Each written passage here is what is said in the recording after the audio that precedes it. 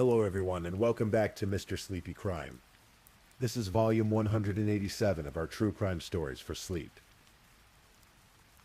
I know many of you enjoy listening to these stories as you fall asleep. So before you drift off, I'd love for you to leave a comment letting me know where in the world you're tuning in from. And if you're enjoying the stories, don't forget to like and subscribe. It really helps the channel grow. Before we begin, I want to acknowledge that these stories involve real people and real tragedies. They are shared not for entertainment, but to remember the victims and help raise awareness of warning signs that could prevent similar tragedies. For the best experience, feel free to lower the volume a little, just enough to let the story gently carry you off to sleep. Alright, please get comfortable, dim the lights, and let's begin tonight's first story.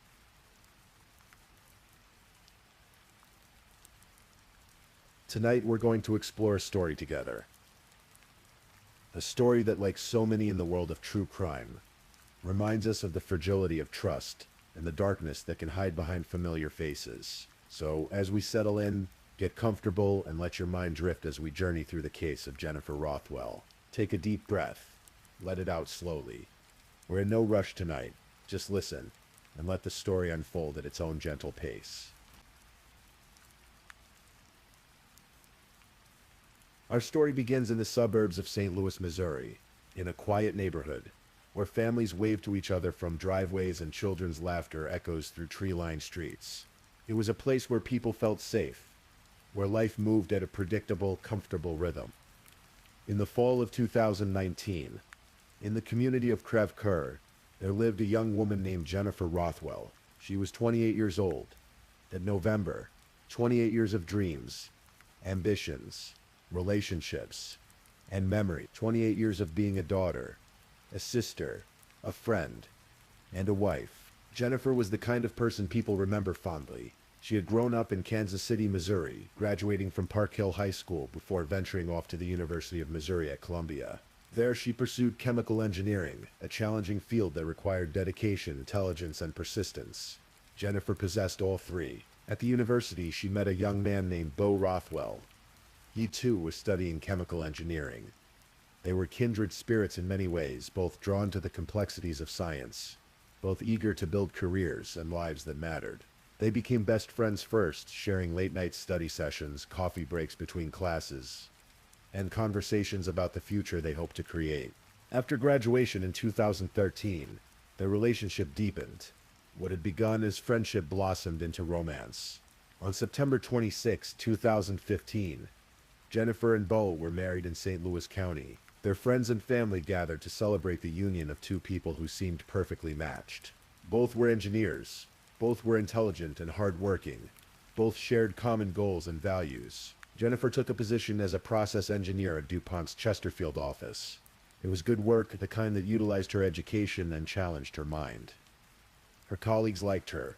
Her mother would later describe Jennifer as someone who worked hard, someone people enjoyed being around. She had made friends at DuPont, created a professional life she could be proud of. Outside of work, Jennifer loved simple pleasures. She enjoyed traveling, playing games with friends and family, celebrating birthdays and holidays. Most of all, she cherished time with her loved ones. Her family described her as a bright light in their lives, a loving daughter, a caring sister, someone whose presence made gatherings warmer and more joyful. By all outward appearances, Jennifer and Bo had built a good life together in their home on North Winds Drive. They were young professionals with promising careers, a nice house and a future that seemed full of possibility. But beneath the surface, something had begun to shift, something that would ultimately lead to an unthinkable tragedy.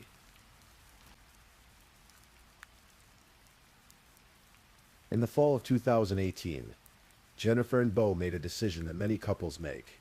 They decided to start a family. It seemed like the natural next step. They had stable careers. They owned a home. They had been married for several years. It was time. But trying to conceive proved more difficult than they had anticipated. Jennifer had endometriosis, a medical condition that can make pregnancy challenging. What should have been a joyful journey became a source of stress and disappointment. Month after month, they tracked ovulation cycles. They scheduled their intimacy around fertility windows. What had once been spontaneous and loving became, in Bo's later words, a chore. As the months passed, the strain began to affect their relationship. The spontaneity faded. The closeness they had once shared began to erode. Bo felt the distance growing between them.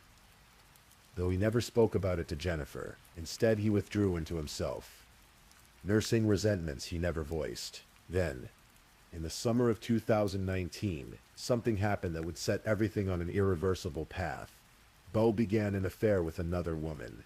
He would later testify that he and this woman started their relationship around June of that year, while Jennifer continued to focus on their attempts to conceive.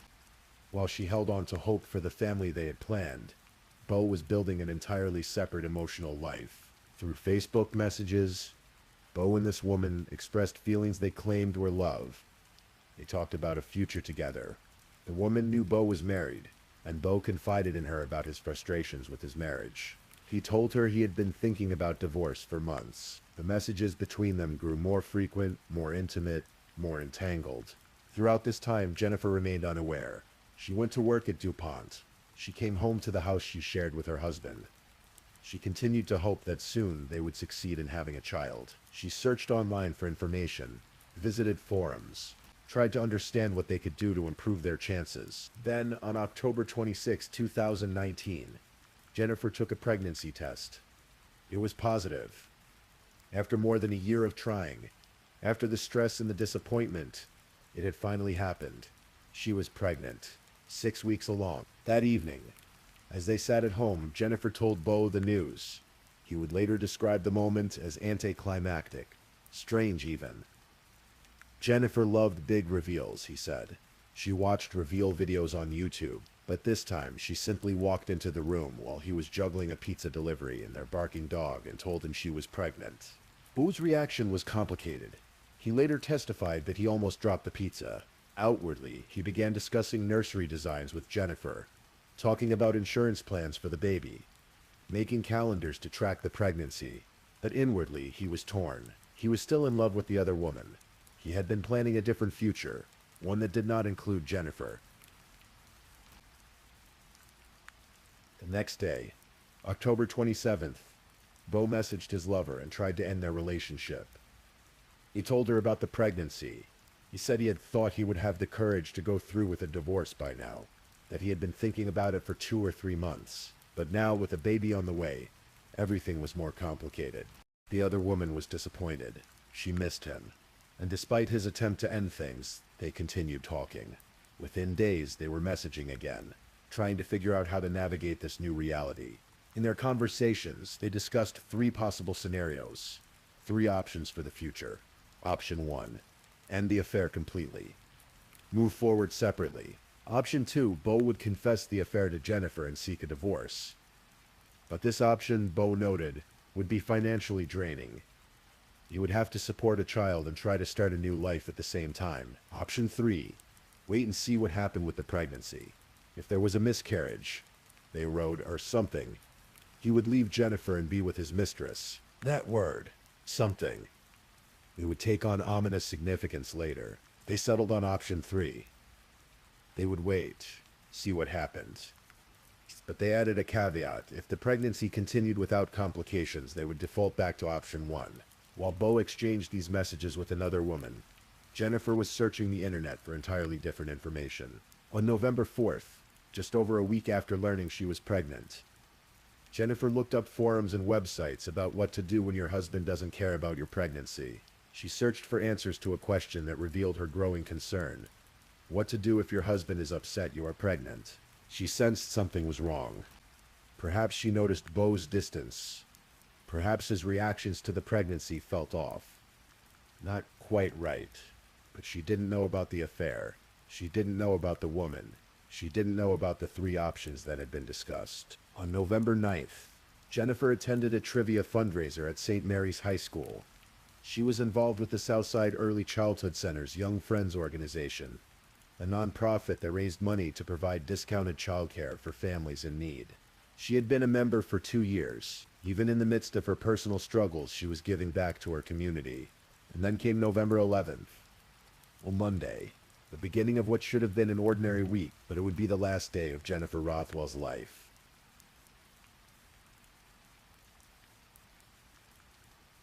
November 11th, 2019 was a cold night in St. Louis. Snow was falling. The roads were treacherous. It was the kind of evening when most people preferred to stay home, safe and warm. Bo came home from work around 3 o'clock in the afternoon. Jennifer arrived 2 hours later, around 5. They settled in for the evening, watching Netflix together, spending time in the quiet comfort of their home. But Bo had made a decision. He later testified that he knew he had to tell Jennifer about the affair. He believed it was the only way to salvage any part of their relationship. The only chance he had to be involved in his child's life. If he didn't tell her now, he thought he would lose that opportunity forever. At some point in the evening, they sat down at their dining room table. It was round, made of wood, with 3 chairs positioned around it. Jennifer sat in the middle chair. Bo sat with his back against the wall. "Jennifer, there's something I have to tell you," he said. And then he confessed. He told her he had been having an affair. According to Bo's later testimony, Jennifer's response was immediate and intense.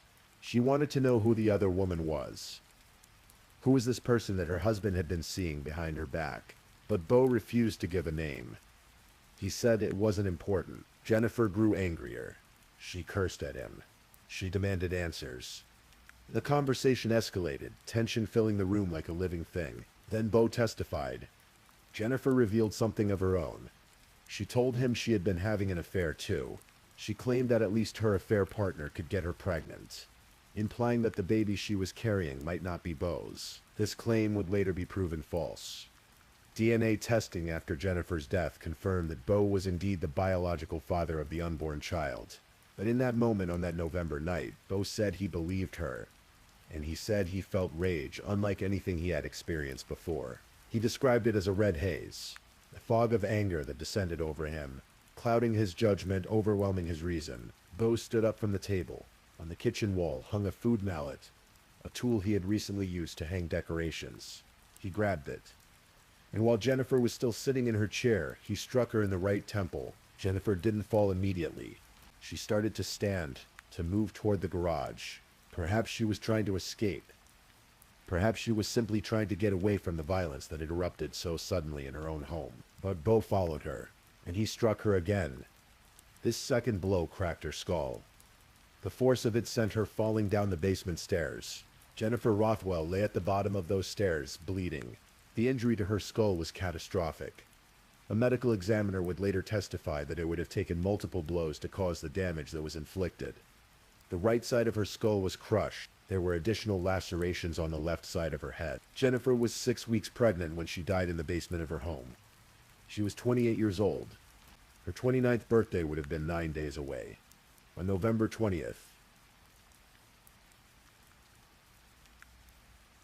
Wu stood in his basement, looking at what he had done.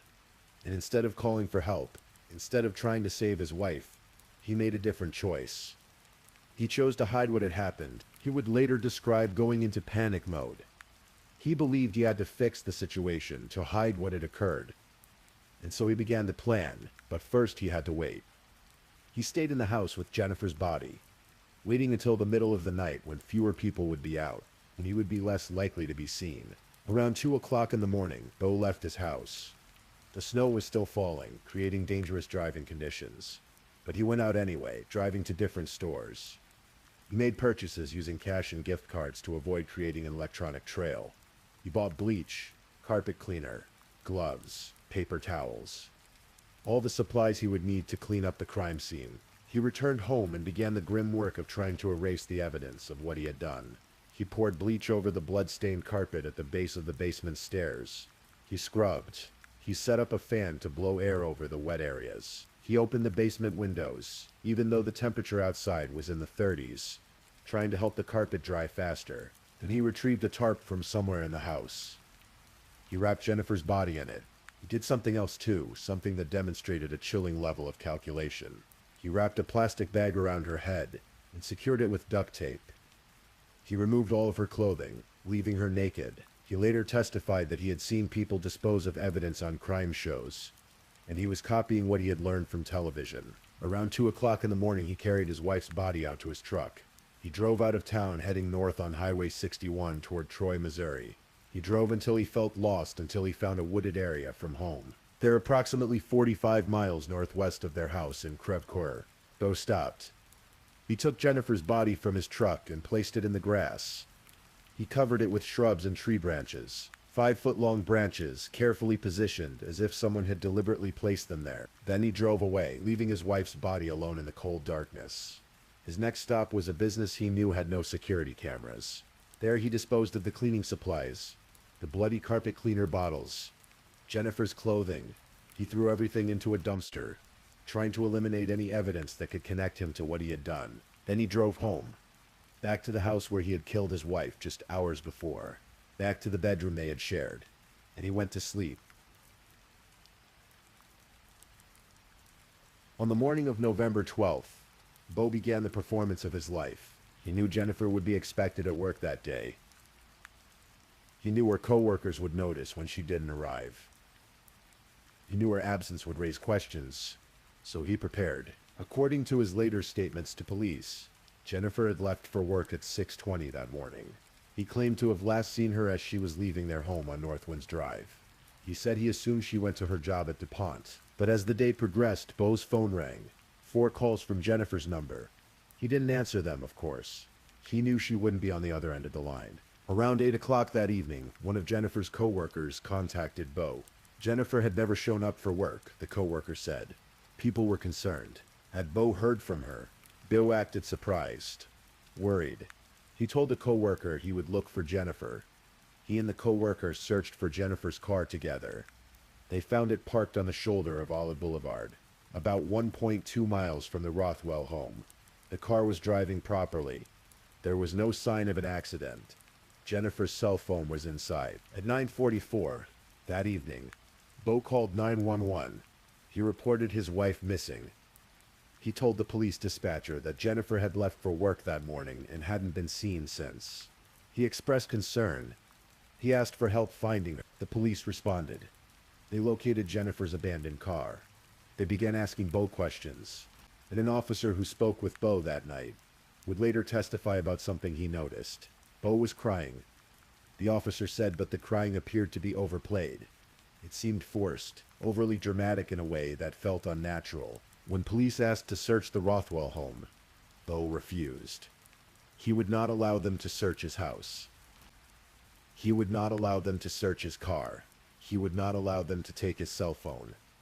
He would not provide a DNA sample.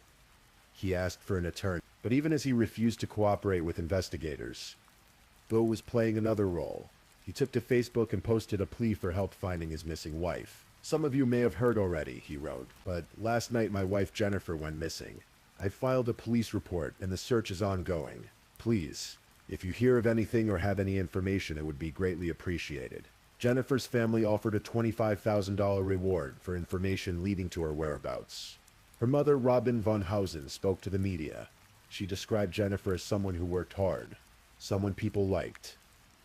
She said Jennifer had just moved to western St. Louis County with her husband and loved her job at DuPont. The community rallied.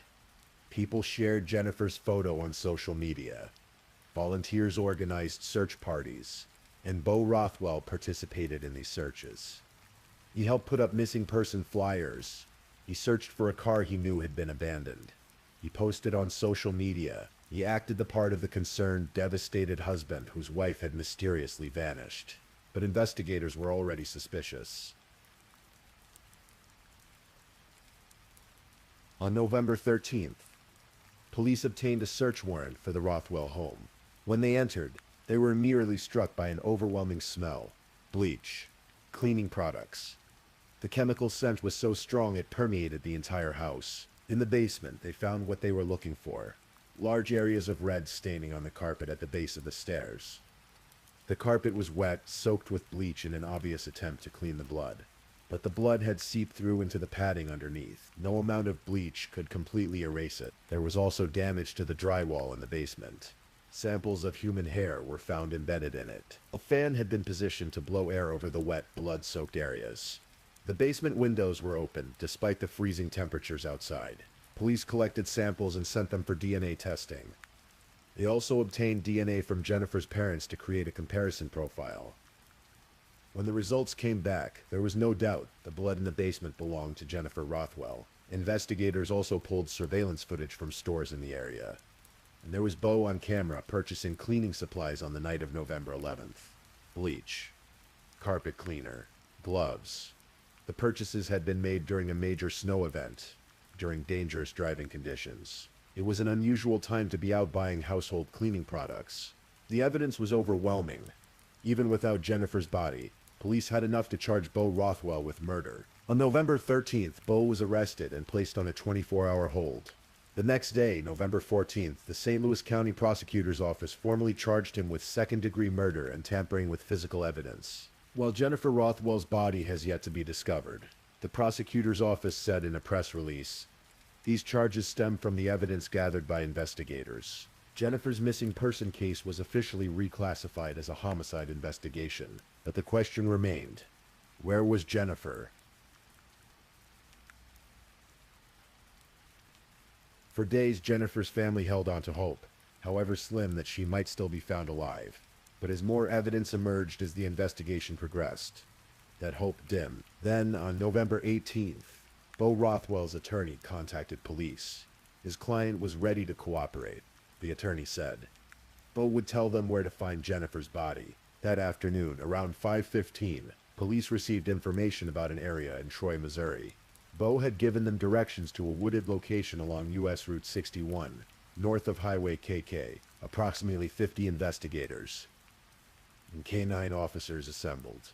They drove over 40 miles north, following Bo's directions to the remote location. When they arrived, they lined up parallel to the highway and began walking through the treacherous terrain. The search lasted 5 hours. It was difficult work, combing through the woods in the cold, looking for something no one wanted to find. Then, around 11:15 that night, an officer named Matthew Zufall saw something pale in the darkness. He was just over 10 feet away when he realized what it was. "I got her," he called out. He had found a female body lying in a fetal position.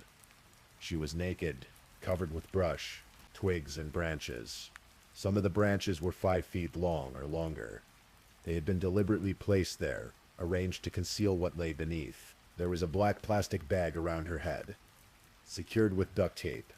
But animals had gotten to the body in the weeks since it had been left there. The bag had been torn. The right hemisphere of the brain had been consumed. The skull was depressed, crushed from the blows that had killed her. DNA testing would confirm what everyone already knew. The body was Jennifer Rothwell. She had been found approximately 45 miles from her home. She was 6 weeks pregnant when she died. Her 29th birthday would have been just 2 days away.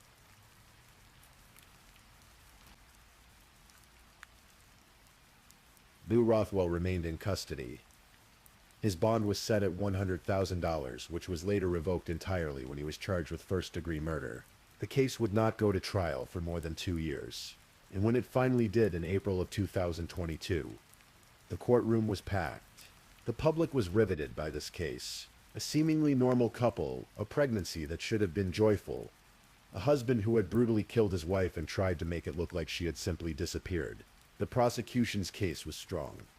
They had the physical evidence, the blood-soaked carpet, the surveillance footage of Bo buying cleaning supplies, the DNA confirmation that the blood belonged to Jennifer. They had Bo's own confession about where to find the body. They had the messages between Bo and his mistress, outlining the 3 options for their future, including the ominous or something that could have referred to Jennifer's death. They also introduced a notebook in which Bo had written a list of pros and cons about leaving his pregnant wife for another woman. The prosecution argued that this demonstrated deliberation, that Bo had been thinking about killing Jennifer as a way out of his marriage for months. The lead prosecutor, Thomas Smith, told the jury that Bo had struck Jennifer in the head with violent, homicidal force and crushed her skull. He presented testimony from the medical examiner, who said it would have taken up to 3 blows to the head to cause the injuries Jennifer sustained. Perhaps most damning was an audio recording. The jury heard.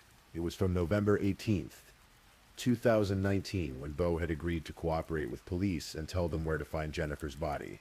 In the recording, Detective Jason Whiteside asked Bo if the body was concealed or clothed. Some brush, twigs, Bo's voice said, "A plastic bag over the head. No clothing." Throughout the recording, Bo never used Jennifer's name. He never used female pronouns. He referred to his wife only as it, the body and the head. The defense team, led by attorney Charles Barberio, did not dispute that Bo had killed Jennifer, but they argued that it was not premeditated murder.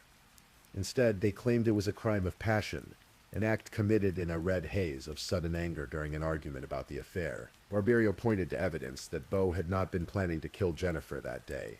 On November 11th, the day of Jennifer's death, the couple had discussed altering their insurance policy to include the baby. Bo had been making plans for the pregnancy.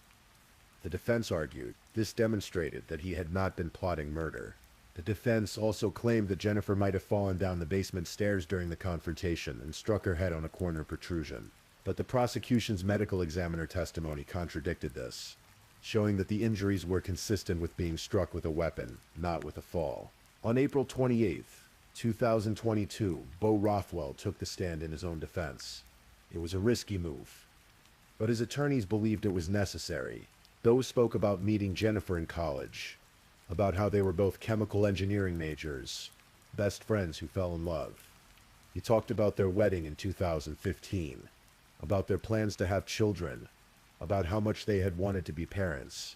Then he described the difficulties they faced trying to conceive. He talked about Jennifer's endometriosis, about how the process of trying to get pregnant became stressful, how sex became a chore. He said they grew apart. He admitted to the affair. He said it had started around June of 2019. He talked about the messages with his mistress, about the 3 options they had discussed. When asked if he had hoped for a miscarriage, Bo struggled to answer. He sighed. Finally, he said he hadn't hoped for a miscarriage, but he hadn't wanted to have to make a decision about his relationship. Bo testified that he had never thought about killing anyone before that night. He described November 11th as starting out normally. He came home from work. Jennifer came home 2 hours later. They watched Netflix together. Then he told the jury about sitting down at the dining room table, about confessing the affair to Jennifer. He said she became angry, demanded to know who the other woman was. He refused to tell her. She cursed at him. Then he claimed she told him she had been having an affair too, that the baby might not be his. Bill became emotional as he described what happened next. He said he grabbed the mallet off the kitchen wall and hit Jennifer in the head. She started to move toward the garage, and he hit her again. Her skull cracked, and she fell down the basement stairs. He said he panicked. He said he knew he had to hide what had happened, to fix it somehow. The prosecution's cross-examination was fierce. Thomas Smith walked Bo through every decision he had made that night. The planning, the purchases, the cleanup, the disposal of the body, the lie. Smith revealed something shocking. Bo had continued to talk to his mistress almost every day since his arrest in 2019, even while in custody, awaiting trial for murdering his pregnant wife. Bo maintained contact with the other woman. "You still had an affair while you knew you were having a baby?" Smith asked. The implication was clear. This was not a man who had acted in a moment of uncontrolled rage. This was a man who made choices, who planned, who calculated. After 3 days of testimony, the case went to the jury. The jury deliberated. They reviewed the evidence.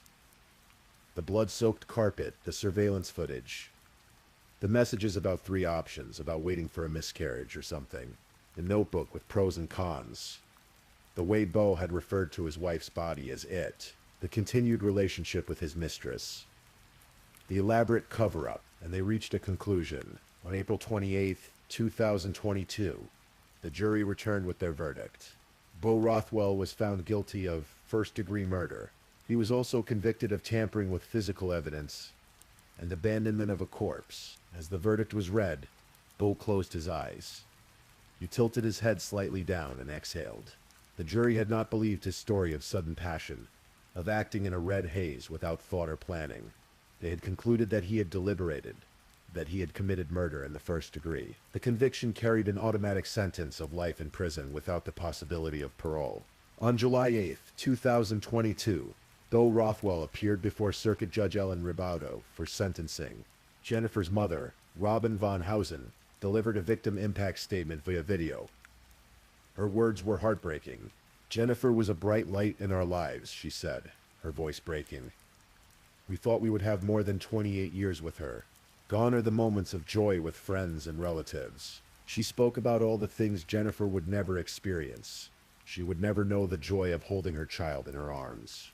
Robin said, "Instead, Jennifer walked that child through heaven's gates." Prosecutor Wesley Bell spoke about the unique tragedy of this case. "There's certain relationships that are supposed to be sources of comfort and security," he said. "Someone should certainly feel safe with their husband of all people, so it's a tragedy when anyone loses their life. But in this manner, obviously it's a little different." When given the opportunity to speak, Bo addressed Jennifer's family. "Words cannot describe how sorry I am," he said. "This should have never happened." He told the court he thought about Jennifer every single day. Then Judge Ribato handed down her sentence. Life in prison without the possibility of parole for the first-degree murder conviction. 4 additional years for tampering with evidence to run concurrently. And 4 more years for abandonment of a corpse to run consecutively after the life sentence. Boo Rothwell told the judge he planned to appeal. But for now, justice had been served. "We knew with the conviction on murder, first degree, that this man who killed his pregnant wife would spend the rest of his life in prison without eligibility for parole," Bell said in a statement. "That is what we intended for him to do, and today confirms that is what he is going to do."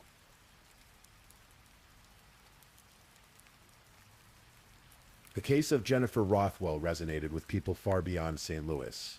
It became a reminder of how trust can be betrayed in the most fundamental way, how the person you sleep beside at night can harbor secrets that ultimately destroy you. Jennifer's obituary described her as someone who enjoyed traveling, playing games with friends and family, and celebrating life. Someone who loved spending holidays and birthdays with her family. A loving daughter, sister, niece, cousin, and friend who would be deeply missed. She had been looking forward to motherhood. She had been planning a nursery. She had been researching pregnancy, trying to be the best parent she could be. She had searched online for advice when she sensed her husband was not happy about the pregnancy, trying to find a way to make things work. And in the end, her trust in her husband, her hope for their future together, cost her everything. The case also highlighted something darker about modern relationships. The way technology allows people to maintain entire secret lives. The Facebook messages between Bo and his mistress documented an affair carried out in plain sight, hidden only by the privacy of a screen. The search histories on Jennifer's phone revealed her worries and fears in the days before her death. For Jennifer's family, the grief is ongoing. Robin von Hausen and her family must live with the knowledge that Jennifer's life was cut short, just as she was about to experience the joy of motherhood. They must carry the weight of all the moments that will never happen.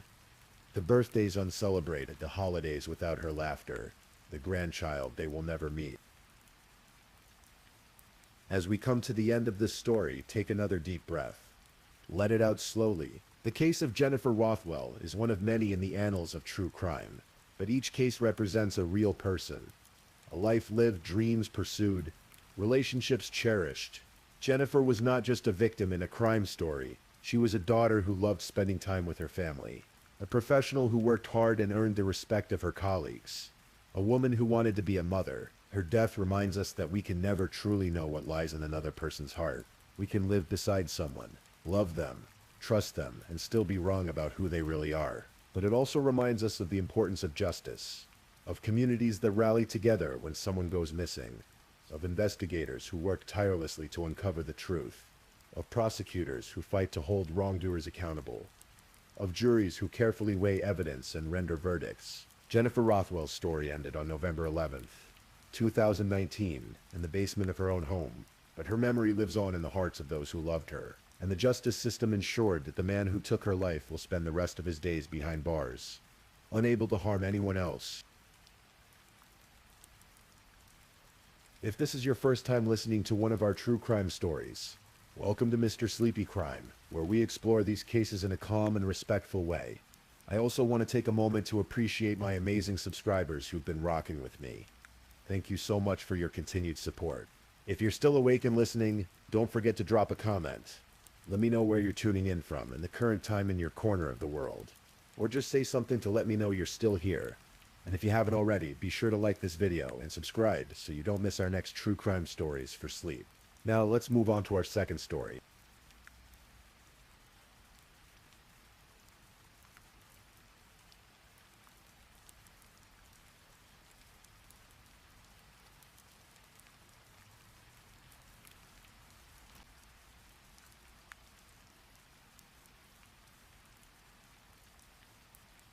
Story 2.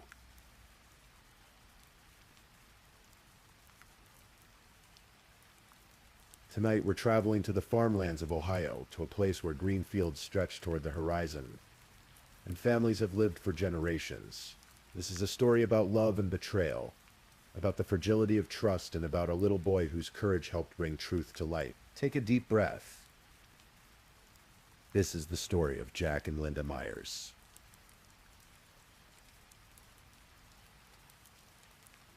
In the early 2000s, Dark County, Ohio was the kind of place where everyone knew their neighbors.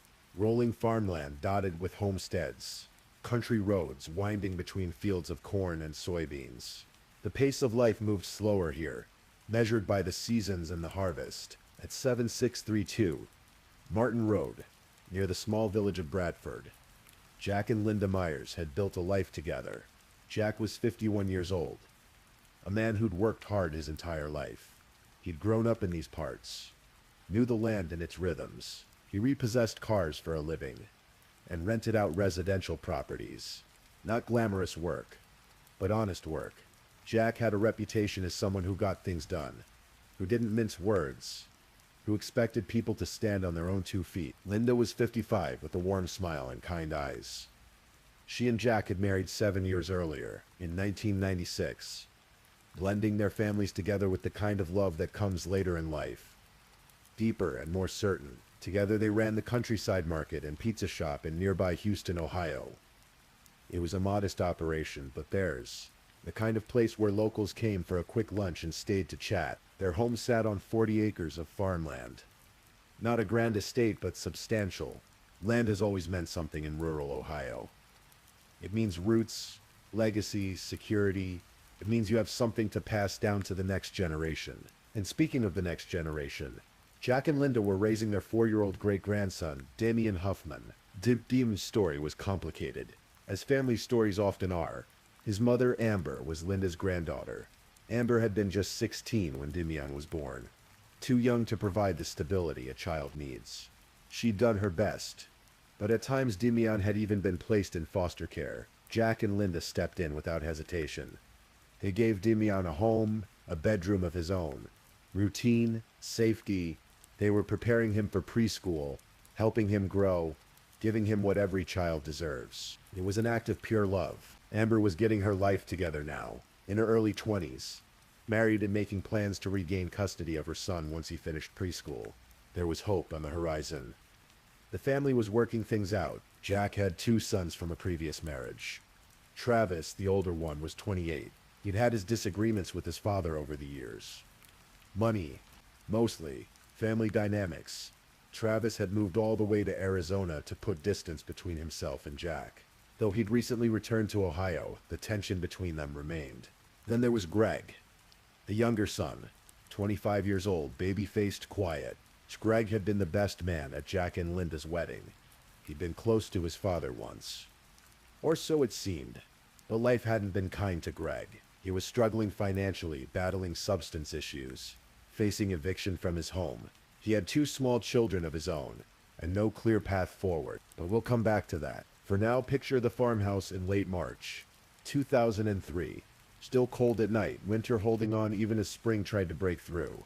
Damian sleeping in his little bedroom upstairs. Jack and Linda in their room, exhausted from another long day running the pizza shop and managing their properties. It was a Tuesday night, March 26th, 2003. Just an ordinary Tuesday, or so it seemed. The sun was beginning to rise on Wednesday, March 27th, when a neighbor happened to glance out her window around 4:40 in the morning. She noticed something unusual, a minivan she didn't recognize, parked in the Myers driveway, not Jack and Linda's vehicle. Someone else. She made a mental note of it. Small communities notice things like that. but she didn't think much of it at the time. Maybe it was family visiting. Maybe someone had car trouble. She went about her morning. Inside the farmhouse, something terrible had already happened. Damien woke up in his bedroom sometime before dawn. He was only 4 years old, barely able to comprehend what he'd experienced. During the night, he'd heard footsteps on the stairs, the sound of his bedroom door opening. A figure standing in the doorway, looking in at him. The little boy did something incredibly brave. He kept perfectly still. He pretended to be asleep, lying there in the darkness, barely breathing, hoping the figure would go away. And it did. When morning came and the house was silent, Damien got up. He went downstairs, looking for his great-grandparents. What he found in their bedroom would haunt him for years to come. Jack and Linda Myers lay in their bed, shot to death at point-blank range with a shotgun.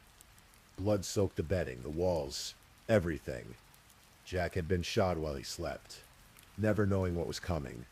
Linda had woken up, had time to see the gun, had raised her hand defensively. She'd been shot in the face, the blast making her unrecognizable. The phone lines in the house had been cut.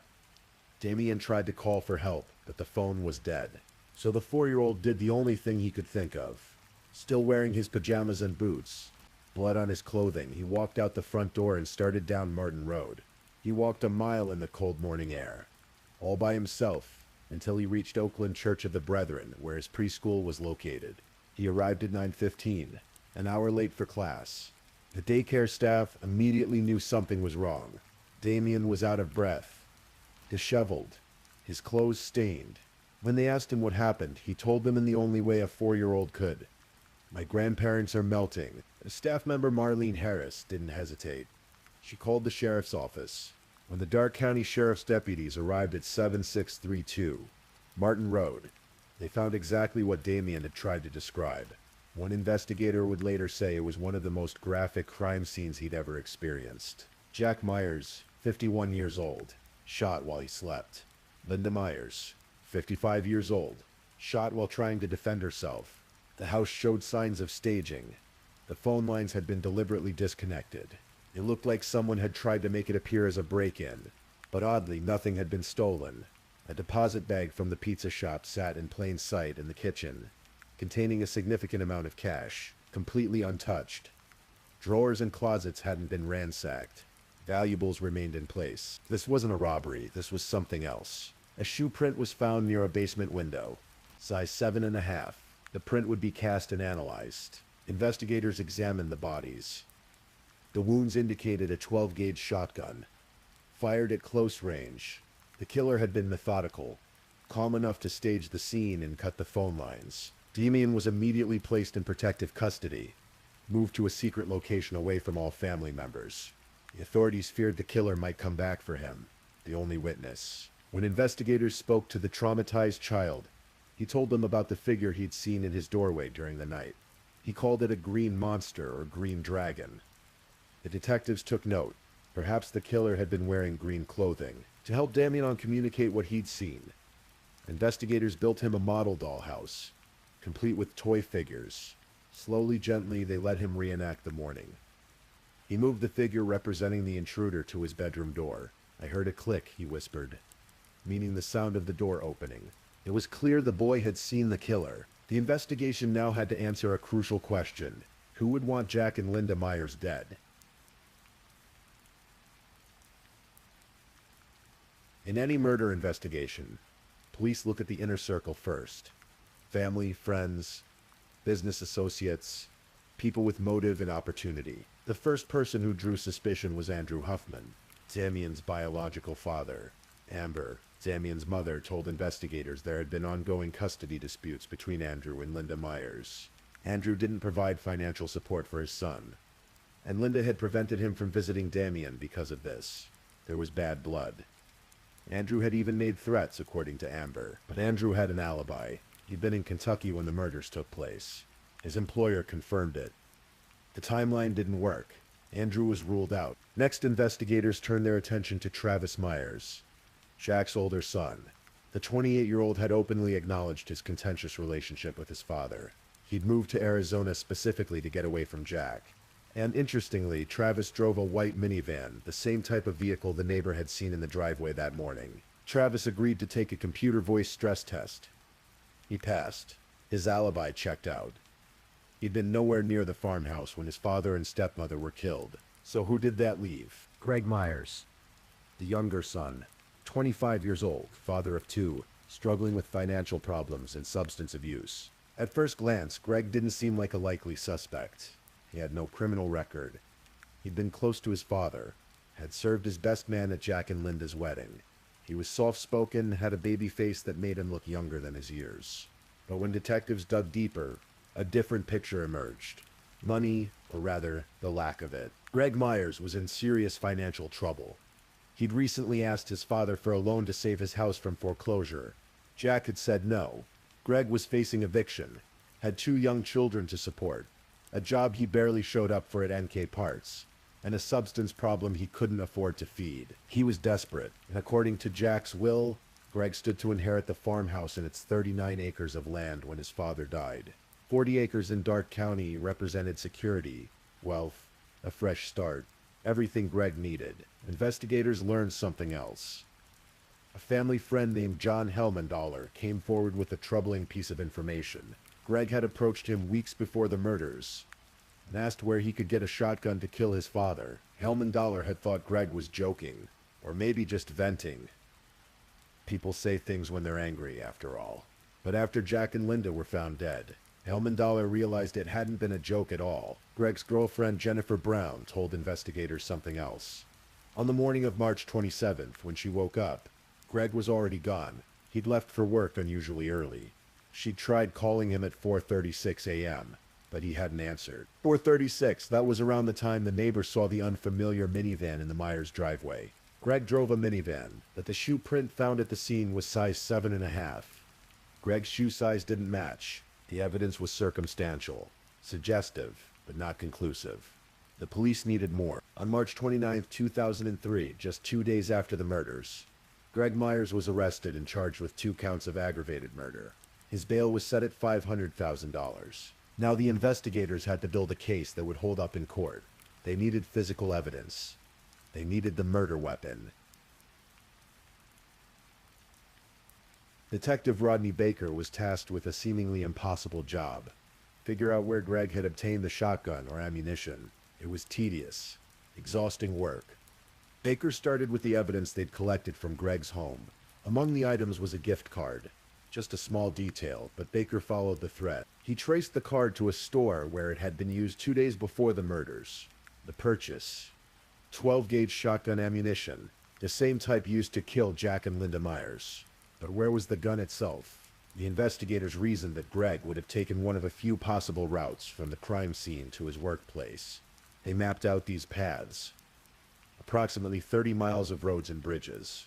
For 5 days, they searched every inch. Rivers, ditches, culverts, anywhere someone might dispose of evidence. Nothing. Finally, a deputy suggested checking the Stillwater River, where it crossed State Route 185 in Miami County. On April 1st, 2003, searchers found it. A 12-gauge shotgun lying in a shallow portion of the river. But the investigators weren't satisfied. If the gun was there, what else might be? They expanded the search, walking more than half a mile along the riverbank. And there, caught in the overhanging branches of a tree, was a garbage bag. Inside that bag was a treasure trove of evidence. A green tracksuit, the Green Dragon Damian had described. 12-gauge shotgun shells, matching the ammunition purchased with the gift card. A pair of shoes, size 7.5, matching the print found at the crime scene. Greg had worn shoes that weren't his actual size to deflect suspicion. Latex gloves, and on the inside of one glove, impossible to see with the naked eye but revealed through forensic analysis, was a fingerprint. Greg Myers' fingerprint. The gun itself had a partially obliterated serial number, but forensic experts were able to recover enough of it to trace the weapon. It had been sold by a private seller named Eugene Adams to Greg Myers on March 25th, 2003, 2 days before the murders. Adams positively identified Greg as the buyer. The sale price was approximately $175. Greg had even used his own phone to call the classified ad. The call records were there, clear as day. Every piece of the puzzle was falling into place.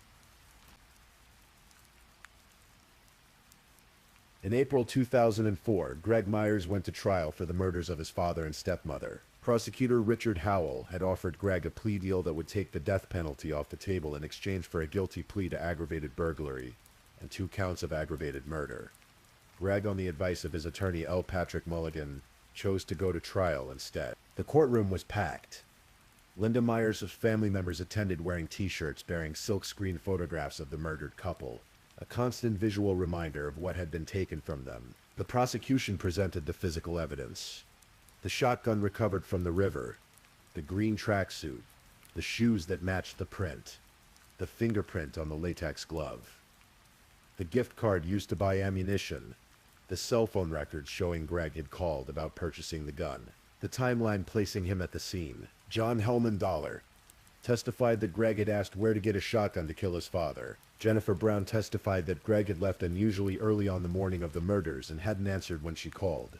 The neighbor testified about the unfamiliar minivan in the driveway around 4:40 a.m. Most heartbreaking of all, the jury heard about Damien, the 4-year-old boy who had witnessed a green monster in his doorway, who had found his beloved great-grandparents dead, who had walked a mile alone to get help, telling the daycare staff his grandparents were melting. The defense tried to paint a picture of a troubled family.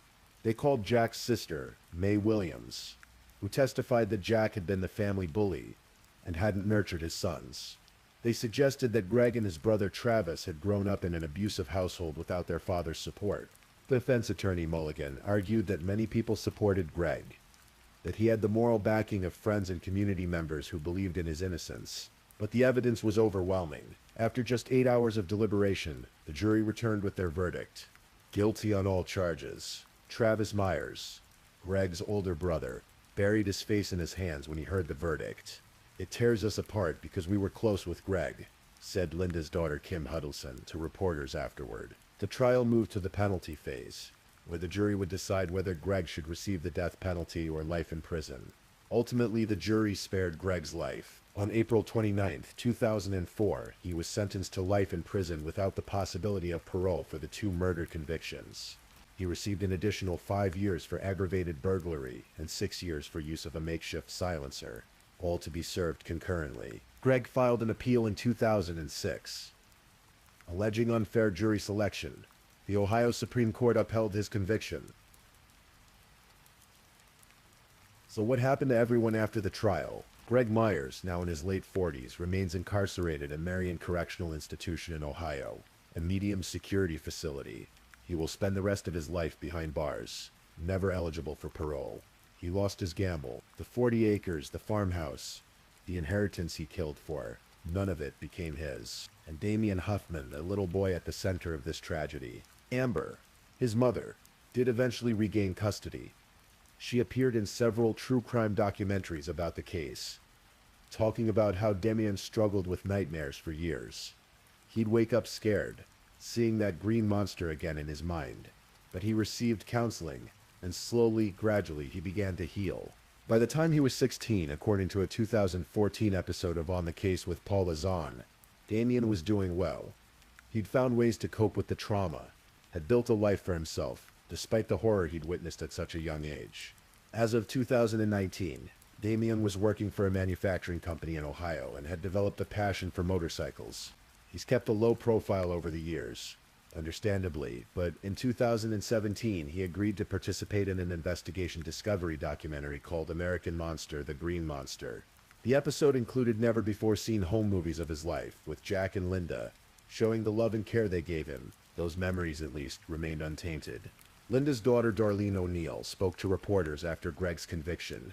"To know that he did this all out of greed," she said, "that cuts like a knife." And that's really what this case comes down to, isn't it?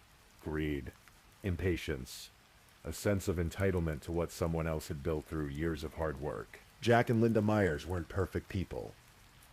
Family members testified that Jack could be difficult, demanding, tough on his sons, but they didn't deserve what happened to them. They were trying to make a difference in a little boy's life, giving him stability and love when his own parents couldn't. They were asleep in their own bed, in their own home, when Jack's son crept in before dawn and ended their lives for the promise of 40 acres and a fresh start. The farmhouse at 7632 Martin Road still stands, though it passed to other hands long ago. The countryside market and pizza shop in Houston closed.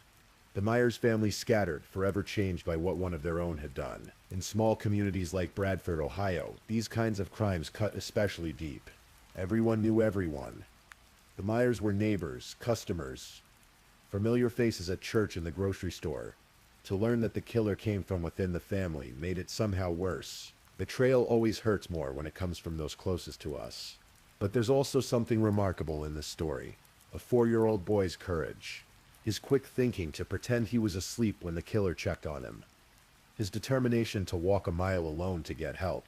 His resilience in the face of unimaginable trauma. Damian Huffman is the hero of this story, even if he probably doesn't think of himself that way. The investigators deserve recognition too.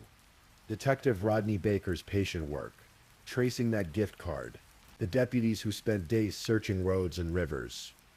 The forensic technicians who lifted that crucial fingerprint from inside the latex glove. The whole team that built an airtight case.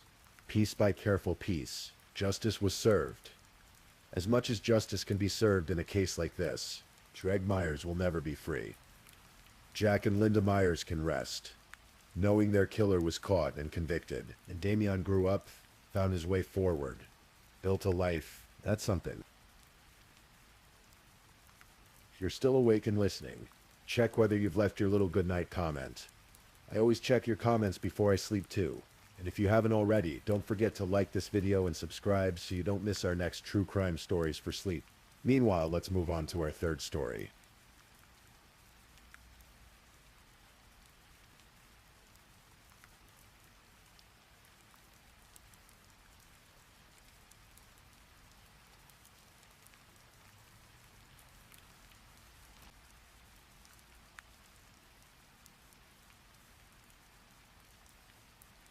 Story 3.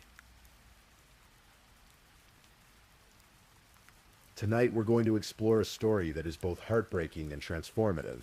A story about a young woman with dreams for her future, about the dangers that can hide in familiar places, and about a mother's unwavering determination to turn tragedy into pull to change. This is the story of Alicia Bromfield. Let the details wash over you as we journey through this case together.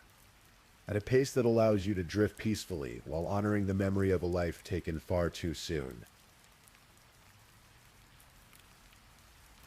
The summer air in Plainfield, Illinois carried the warmth of possibility in 2012. In this quiet suburb southwest of Chicago, 21-year-old Alicia Bromfield was preparing for the most exciting chapter of her life. Alicia had dark hair and a bright smile that drew people to her. She was the kind of person who worked hard for everything she had. Born on August 28, 1990, Alicia had graduated from Joliet Catholic Academy in 2008, where she'd been known as a dedicated student with big dreams. By 2012, Alicia was attending Western Illinois University, pursuing not one but two demanding degrees. She was studying forensic psychology and criminal justice, drawn to the idea of understanding the human mind and seeking justice for others. She was just one semester away from graduation. One semester away from walking across that stage and beginning her career. But Alicia's dreams extended beyond her own accomplishments. She was 6.5 months pregnant with a baby girl she'd already named, Ava Lucille. The name rolled off the tongue like a promise, like a future full of love and laughter. Alicia had met Ava's father in college, but he'd made it clear he didn't want to be involved in raising their child. Rather than let this devastate her, Alicia had made a decision. She would be a single mother. She would work hard, finish school, and give Ava the best life possible. To make this dream a reality, Alicia worked at a job she'd held since she was 16 years old. She worked for Grand Flower Growers, a company that supplied and maintained the garden centers at Home Depot stores. It was seasonal work, but it paid during the off-season too, which was essential for a college student preparing to become a mother. Alicia took this job seriously. She showed up on time, worked hard, and did everything she could to ensure her position was secure. She knew she needed this income. She knew Ava's future depended on it. What Alicia couldn't have known was that this job, the one she worked so hard to keep, would lead her into the path of a man whose obsession would cost her everything. Brian Cooper was 36 years old in 2012, 15 years older than Alicia. He worked as a regional supervisor for Grand Flower Growers, managing the garden centers at several Home Depot locations in northern Illinois. To the outside world, Brian might have seemed like an ordinary manager, but those who worked under him, especially the young women, knew something was wrong. They saw the warning signs that others missed or chose to ignore. Brian had a temper. It would flare up suddenly, like a match struck in the darkness. He would slam items around the store, throwing things in fits of rage that left employees frightened and customers uncomfortable. On one particularly hot day, when the temperature soared above 100 degrees, Alicia asked Brian for a break. She was 6 months pregnant, and the heat was overwhelming.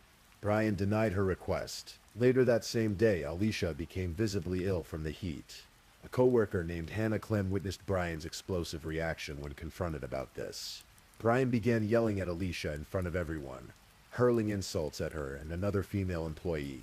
He called them degrading names. The store manager marked Hannah to send Brian home. As Brian left the parking lot, witnesses said he continued his tirade. He was screaming, throwing things, acting in a way that made people wonder if he was dangerous. One co-worker later said that anyone watching that display could have concluded Brian had either lost control of himself or was deliberately trying to frighten Alicia. But this wasn't an isolated incident. This was a pattern. Brian had targeted another young woman before Alicia. He'd made advances toward her, harassed her, made her so uncomfortable that she eventually quit her job rather than continue working under him. When that young woman left, Brian's attention shifted fully to Alicia. He began calling Alicia his girlfriend to their coworkers. Even though they had never dated, even though Alicia had made it clear she wasn't interested in a romantic relationship with him, even though she was pregnant with another man's child, Brian would text Alicia after work hours, pressuring her to spend time with him alone. He wanted more than friendship, and he made that abundantly clear. When Alicia didn't reciprocate his feelings, Brian would become angry. He would call her names at work. Bitch, slut, whore. He said these things within earshot of customers and other employees, humiliating her publicly. On at least 2 separate occasions, Brian called Alicia a derogatory name in front of others. Alicia was scared of him. She confided in her coworker, Elwell, telling her friend, "Don't leave me with him." But Alicia felt trapped. She'd complained to management about Brian's behavior. She'd told them about the harassment, about the names he called her, about how uncomfortable he made her feel. Management's response was minimal. They ordered Brian to take anger management classes. Brian enrolled in the classes, but he never completed them, and no one followed up. No one checked. No one held him accountable. Alicia wanted to quit. She knew she should quit, but she was pregnant, visibly pregnant, and she knew finding another employer willing to hire her would be nearly impossible. She needed the income. She needed the job security that came with working for a company during the off-season. So Alicia stayed. She endured Brian's harassment because she was thinking of Ava. She was thinking of the future. She was trying to survive until graduation, until she could start her career, until she could provide the life she dreamed of for her daughter. Brian had also been finding other ways to violate Alicia's privacy and autonomy. He had a dog, and he'd convinced Alicia to walk the dog for him on several occasions. He gave her a key to his house. What Alicia didn't know was that Brian had installed hidden cameras in his bathroom, positioned to record anyone who used the toilet. Every time Alicia came to his house to walk his dog, every time she used his bathroom, Brian was recording her without her knowledge or consent. He was collecting videos of her in her most private, vulnerable moments. This was the man Alicia worked for. This was the man who controlled her work schedule, her hours, her livelihood. This was the man who held power over her future and her baby's future. And in August of 2012, Brian Cooper would use that power to manipulate Alicia into a situation from which she would never return. It started as a simple request. Brian's sister, Kelly Stryker, was getting married. The wedding would take place in Door County, Wisconsin, a beautiful area known for its scenic lakeside views and peaceful resorts. It was about a 4-hour drive from Plainfield. Brian asked Alicia to be his date to the wedding. Alicia said no. She didn't want to go. She told her friends she didn't want to go. The thought of spending an entire weekend with Brian, hours away from home, made her deeply uncomfortable. But Brian wouldn't accept her refusal. He threatened her. If she didn't go with him to the wedding, he told her he would fire her. or he would reduce her hours so dramatically that she wouldn't be able to support herself. He would take away the job she desperately needed. Alicia felt she had no choice. When friends asked her why she agreed to be his date, she gave a simple answer that spoke volumes about her situation. "I need to keep this job." So Alicia agreed to go. She tried to reassure her mother, Sherry Anichich, that everything would be fine. She told Sherry they'd be staying at the hotel with the whole wedding party, so they'd all be in the same place. And then they'd drive home the next morning. It would be fine. On Friday, August 18th, 2012, Brian and Alicia left Plainfield together and drove to Wisconsin. Brian had booked them a room at the Sand Bay Beach Resort in Naswapee, a quiet area of Door County. The morning of the wedding, August 19th, Alicia called her mother. Something had gone wrong. Sherry could hear it in her daughter's voice. "We're packing up the car to leave," Alicia said. "Why, what happened?" Sherry asked. "We got in a fight," Alicia explained. Sherry was confused. How could he do that to his sister? He was walking his sister down the aisle. "I don't know," Alicia replied. Sherry told her daughter to call Brian's sister at the hotel and let her know they weren't coming. But Alicia's next words made Sherry's stomach drop. "I don't know where she's staying," Alicia said. "What do you mean? You guys aren't at the same place?" No, Brian had lied. Or at least he deliberately misled both Alicia and her mother. The entire wedding party was staying at one hotel, but Brian had booked a separate room for himself, and Alicia at a different resort entirely. They were alone, isolated from everyone else. This revelation troubled Sherry deeply, but Alicia texted her later and said everything was okay. They were staying. They would attend the wedding after all. Later, investigators would piece together what that argument had been about. Alicia had finally reached her breaking point. She told Brian that after this wedding, after they returned to Illinois, their friendship was over. She was done. She wanted nothing more to do with him. But she agreed to act as his date for the evening, to get through the wedding for the sake of his sister, and then they would go their separate ways. Brian smiled. He walked his sister down the aisle at the intimate outdoor ceremony. They celebrated the newlyweds at the reception. Witnesses later said Brian was drinking throughout the evening, though accounts varied about exactly how intoxicated he appeared to be. Alicia didn't drink. She was pregnant, thinking of Ava, taking care of herself and her unborn child. After the last champagne toast, after the celebration wound down, Brian and Alicia returned to their room at the Sand Bay Beach Resort. Brian asked Alicia to stay another day, to do something together on Sunday. But Alicia refused. She wanted to go home. She fell asleep, probably exhausted from the stress of the day, from maintaining appearances at a wedding, while knowing her relationship with her boss, with this man who controlled so much of her life, was ending. What happened next would be described in chilling detail in Brian's own confession. Sometime between 2 and 3 o'clock in the morning, in those dark hours when the world is quiet and still, Brian made his decision. He woke Alicia up. He climbed on top of her, and then he wrapped his hands around her neck and began to squeeze. Alicia fought. She struggled. In his later confession, Brian admitted that the struggle was so intense they fell off the bed and onto the floor. He continued strangling her. His hands pressed harder and harder against her throat, cutting off her air, cutting off her life. Alicia begged him to stop. She pleaded with him to think of the baby. "Think of the baby," she said. "Think of Ava. Think of the innocent life growing inside her. Think of the future." Brian didn't stop. He squeezed as hard as he could. He kept squeezing until Alicia's tongue came out of her mouth. He kept squeezing until she stopped moving. He kept squeezing until she was dead. The medical examiner would later determine that Brian strangled Alicia for at least 5 minutes, possibly longer. 5 minutes of sustained, deliberate violence. 5 minutes during which he could have stopped at any moment but chose not to. 5 minutes during which Alicia Bromfield and her unborn daughter Ava Lucille died together. But Brian wasn't finished. After Alicia was dead, Brian removed her clothes. He removed his own clothes. He later told investigators he wanted to see her naked. Then he sexually assaulted her corpse. Brian also confessed to something investigators discovered independently. He had brought a hidden camera with him to Wisconsin. He had concealed it in the bathroom trash can of their hotel room.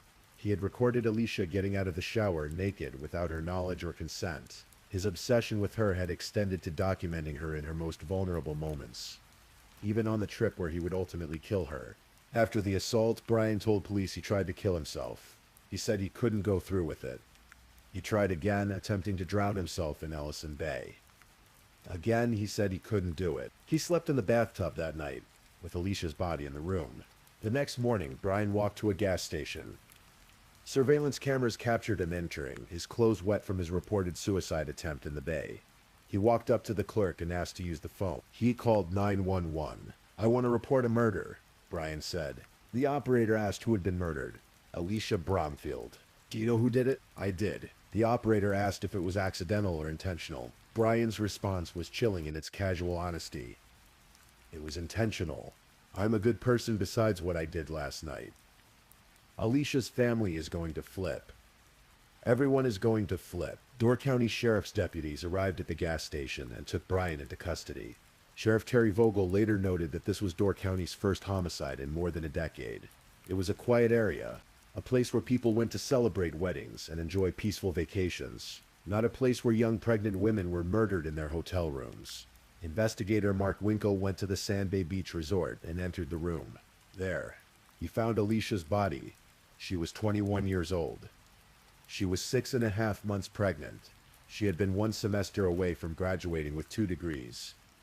She had been preparing to become a mother. Now she was gone, and Ava was gone. 2 lives ended by 5 minutes of violence. Brian Cooper was charged with 2 counts of first-degree intentional homicide for the deaths of Alicia Bromfield and Ava Lucille, and 1 count of third-degree sexual assault for the post-mortem rape. In June of 2013, Brian went to trial. The prosecution had a strong case. They had Brian's videotaped confession, in which he described the murder in detail. They had the 911 call. They had forensic evidence. They had testimony about Brian's obsession with Alicia, about the hidden cameras, about the harassment. Sherry Anichich sat in that courtroom and listened to every horrific detail about what had been done to her daughter. She saw the evidence. She heard the confession. She waited for justice. The jury found Brian guilty of third-degree sexual assault. But on the 2 counts of first-degree intentional homicide, the jury was deadlocked. They couldn't reach a unanimous decision. The reason? Brian's defense had argued voluntary intoxication. Wisconsin law at the time allowed defendants to argue that they were so intoxicated they couldn't form the intent necessary to commit intentional homicide. Brian's attorneys presented testimony suggesting his blood alcohol level had been 2 to 4 times the legal limit at the time of the murder. They argued he was too drunk to know what he was doing. During deliberations, the jury asked the judge twice for clarification on the voluntary intoxication issue and what constituted intent. The judge said he could offer no further guidance beyond the initial jury instructions. 2 jurors refused to convict Brian of murder. 1 juror, according to notes from the foreman, had withdrawn from the process entirely, doodling instead of participating and leaving to use the bathroom when confronted about her lack of engagement. The judge declared a hung jury on the homicide charges. Sherry Anichich walked out of that courtroom without speaking to anyone. She didn't talk to the press. She didn't talk to the prosecutor. She got in the car with her husband and said 5 words that would change the course of history. "We're changing this law." Sherry had just endured watching a man confess to murdering her daughter and granddaughter in excruciating detail. She'd heard him describe strangling Alicia while Alicia begged for her baby's life. She'd heard about the sexual assault. She'd seen the evidence of his obsession, his hidden cameras, his deliberate planning. And now she was being told that 2 jurors believed he was too drunk to be held responsible. Sherry refused to accept this. Being drunk, she believed, was no excuse for murder. She was determined to make sure no other family would have to endure what hers was enduring. With help from family and friends, Sherry began a campaign. She wrote letters to Wisconsin legislators. She started online petitions that gathered thousands of signatures. She met with lawmakers, telling them Alicia's story, explaining why the voluntary intoxication defense was fundamentally unjust. In her letter to legislators, Sherry wrote, "The first trial was never a trial to see if Cooper committed these murderous acts, but a trial to see if he was too drunk to form intent. Although he used his level of intoxication as a defense, I never imagined that any level-headed individual could find Cooper was too drunk to form intent. Being drunk is no excuse for murder." Investigator Mark Winkle, who had worked the case, was equally stunned by the hung jury. "I have to be honest with you. That didn't appear to be the case here, because he was able to recall the crime in such detail. He said, step by step with detail and what was going through his head at the time. Sherry's campaign gained momentum. The media covered her story. People across Wisconsin and beyond were moved by her determination and outraged by the law that had prevented justice for Alicia. In April of 2014, Wisconsin Governor Scott Walker signed a new law eliminating voluntary intoxication as a defense for intentional crimes. Sherry Anichit had done it. She had changed the law, but in a cruel twist of fate, the new law couldn't be applied to Brian Cooper's case, because his crime had occurred before the law was passed. He was grandfathered in. He could still use the voluntary intoxication defense at his second trial. Sherry would have to endure another trial. She would have to hear all the graphic details again, see the photos again, watch her family be torn apart again, but she refused to give up. Brian Cooper's second trial began in May of 2014, almost 2 years after Alicia's murder. Before jury selection, Sherry wrote an impassioned letter to District Attorney Ray Pellrine. Please go up there and fight like this is your own daughter, she begged him. The prosecution presented the same evidence as before. Brian's detailed confession, the 911 call, the hidden cameras, the pattern of harassment and obsession. Wedding guests testified about Brian's level of intoxication that night, with some saying he seemed drunk and others saying he appeared relatively sober. Brian took the stand in his own defense, just as he had in the first trial. He testified about how much he'd drunk, about his state of mind, about his feelings for Alicia. The judge played the video that showed Brian setting up the hidden camera on the bathroom trash can before the murder. Judge D. Todd Ehlers made a powerful observation. What I realized as I watched that during the first trial, and I watched during the second trial, is that that's the last view that Alicia Bromfield had as you were strangling the life out of her. She looked up into your eyes, just like you were looking into that garbage can, and that just sends chills to me to the point that that is the last thing she saw. After 5 days of testimony, the case went to the jury. They deliberated for nearly 3 hours. When they returned, they had reached a verdict. Guilty on 2 counts of first-degree intentional homicide. Guilty of murdering Alicia Bromfield and Ava Lucille. Sherry Anichit cried for 30 minutes. She shook so hard she couldn't stand up. This man will never hurt anybody again, she said. Brian Cooper was sentenced to 2 consecutive life sentences without the possibility of parole for the murders. He received an additional 4 years for the sexual assault charge.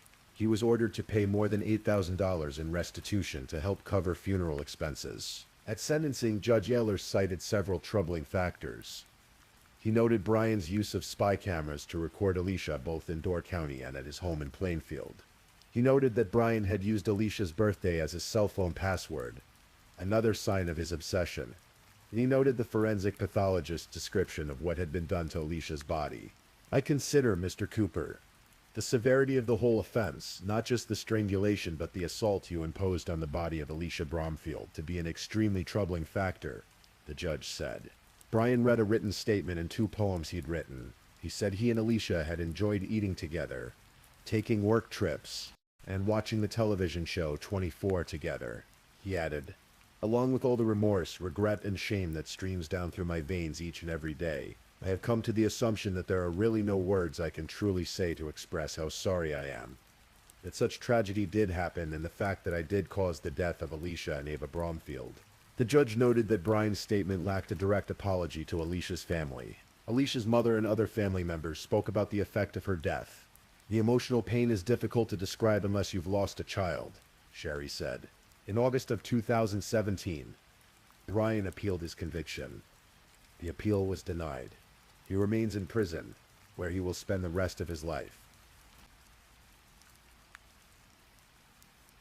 Sherry Anichit could have stopped after the conviction. She'd achieved justice for Alicia. She'd changed the law in Wisconsin. But Sherry didn't stop. The law she'd fought to change in Wisconsin inspired similar changes across the country. 31 additional states followed Wisconsin's lead and eliminated or restricted the use of voluntary intoxication as a defense for intentional crimes. 32 states total changed their laws because of Alicia's case, because of Sherry's advocacy. But Sherry wanted to do more. She established the Purple Project, an organization dedicated to supporting single young mothers and providing grief counseling to parents who have lost children to murder. Through the Purple Project, Sherry transformed her unimaginable grief into a force for positive change, helping others navigate situations similar to what Alicia had faced and supporting families destroyed by violence. Sherry also pursued a civil lawsuit against Home Depot and Grand Flower Growers. She believed these companies bore some responsibility for Alicia's death. They had employed Brian Cooper knowing about his harassment of female employees. They'd known about his violent outbursts. They'd ordered him to take anger management classes but never followed up when he didn't complete them. They'd given him supervisory authority over Alicia and never adequately protected her from his abuse of that authority. A trial judge initially dismissed the lawsuit, ruling that the companies had no duty to control their supervisor after work hours. But Sherry appealed. In March of 2017, United States Court of Appeals for the Seventh Circuit reversed the dismissal and remanded the case back to trial court. In a scathing opinion, Judge David Hamilton wrote, "Every life lost to brutality is unique. Each family's hell a private one. We do not diminish that truth. When we repeat that Alicia's story is an old story that has been told too many times. Its ending is both shocking and predictable. Alicia's family is entitled to try to prove its truth." The appeals court rejected Home Depot's minimization of Brian's behavior as merely being rude and mean to inanimate objects. The court noted that Home Depot's counsel had characterized the trip to the wedding as a date, and said the company had described Brian as having made a few mistakes. Judge Hamilton was clearly appalled by this characterization.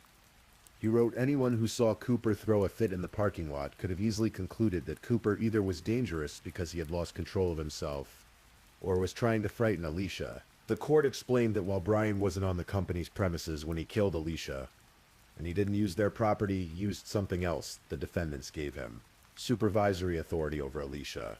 He threatened to fire her or reduce her hours if she didn't go to his sister's wedding. He could only make those threats because Home Depot and Gran had made him her supervisor. Let's take a moment to remember who Alicia Bromfield was before she became a true crime story. She was a daughter who called her mother from Wisconsin to say there had been a fight, trusting that her mother would understand and support her. She was a student who'd worked since she was 16 years old while pursuing 2 demanding college degrees simultaneously, just 1 semester away from graduation. She was a friend who confided her fears to her coworkers, who told them she was scared but felt she had no choice. She was an expectant mother who'd already chosen a name for her daughter, Ava Lucille, who was preparing to raise her baby alone with courage and determination. She was 21 years old. Alicia's obituary lists her survivors: her parents, Sherry Anichich and James Heisner, and her 4 siblings, Brione Anichich, Luke Anichich, Chase Heisner, and Colton Heisner. Her funeral service was held on August 25th, 2012 at Holy Family Catholic Church. She was buried at Mary Cemetery in Mokena, Illinois, but Alicia's legacy extends far beyond her grave. Because of what happened to her, and because of her mother's tireless advocacy, 32 states changed their laws. Defendants across America can no longer hide behind voluntary intoxication as an excuse for intentional violence. The Purple Project continues to help single mothers and grieving parents. And perhaps most importantly, Alicia's story serves as a reminder of the importance of workplace protections, of believing women when they report harassment, of taking action when employees display warning signs of violence. Multiple people saw Brian Cooper's behavior and recognized it as dangerous. Alicia reported his harassment. Other employees witnessed his violent outbursts. But the systems that should have protected her failed. The anger management classes that were ordered were never completed or followed up on. The complaints that were made were not adequately addressed. Alicia told her friends she needed to keep her job. She was pregnant, visibly pregnant, and she knew another employer was unlikely to hire her. She knew she needed the income to support Ava, so she endured the harassment. She went on the trip to Wisconsin even though she didn't want to go. She tried to manage the situation to get through it, to survive until she could graduate and start her career. She should have been protected. She should have been safe. She should be alive today, raising Ava, working in the field of forensic psychology and criminal justice she loved so much. The Seventh Circuit's opinion included a powerful observation that speaks to how common this situation truly is. Alicia's story is an old story that has been told too many times. How many other Alicias are out there right now? How many young women are enduring harassment from supervisors, feeling trapped because they need their jobs, hoping they can just manage the situation until things get better? Sherianishich, through her incredible heartbreak, had a message for those women and for all of us. Stand up and make a difference. You can help another family not go through the pain and the nightmare that our family is going through still. If you see someone being harassed at work, speak up. If you witness threatening behavior, report it. If someone confides in you that they're scared of their boss, believe them and help them find resources. And if you're in a situation like Alicia was, please know that your life is worth more than any job. Reach out for help. Talk to human resources. Or if they won't listen, talk to a lawyer. Document everything. And please, trust your instincts. If something feels dangerous, it probably is. Alicia Bromfield deserved better. Ava Lucille deserved a chance at life. And while we cannot change what happened to them, we can honor their memory by working to ensure no one else suffers the same fate. As you drift off to sleep tonight, hold space in your heart for Alicia and Ava. Remember them not just as victims of a terrible crime, but as symbols of why workplace safety matters, why we must believe and protect vulnerable employees, and why one mother's determination to change unjust laws can ripple out to protect countless others. Please, I'm just putting it out there. If you're still awake and listening, drop a comment. Let me know where you're tuning in from, the time in your part of the world, or just say something to let me know you're still with me. And of course, if you haven't already, like this video and subscribe so you don't miss the next true crime story for sleep. Now, let's move on to our fourth story.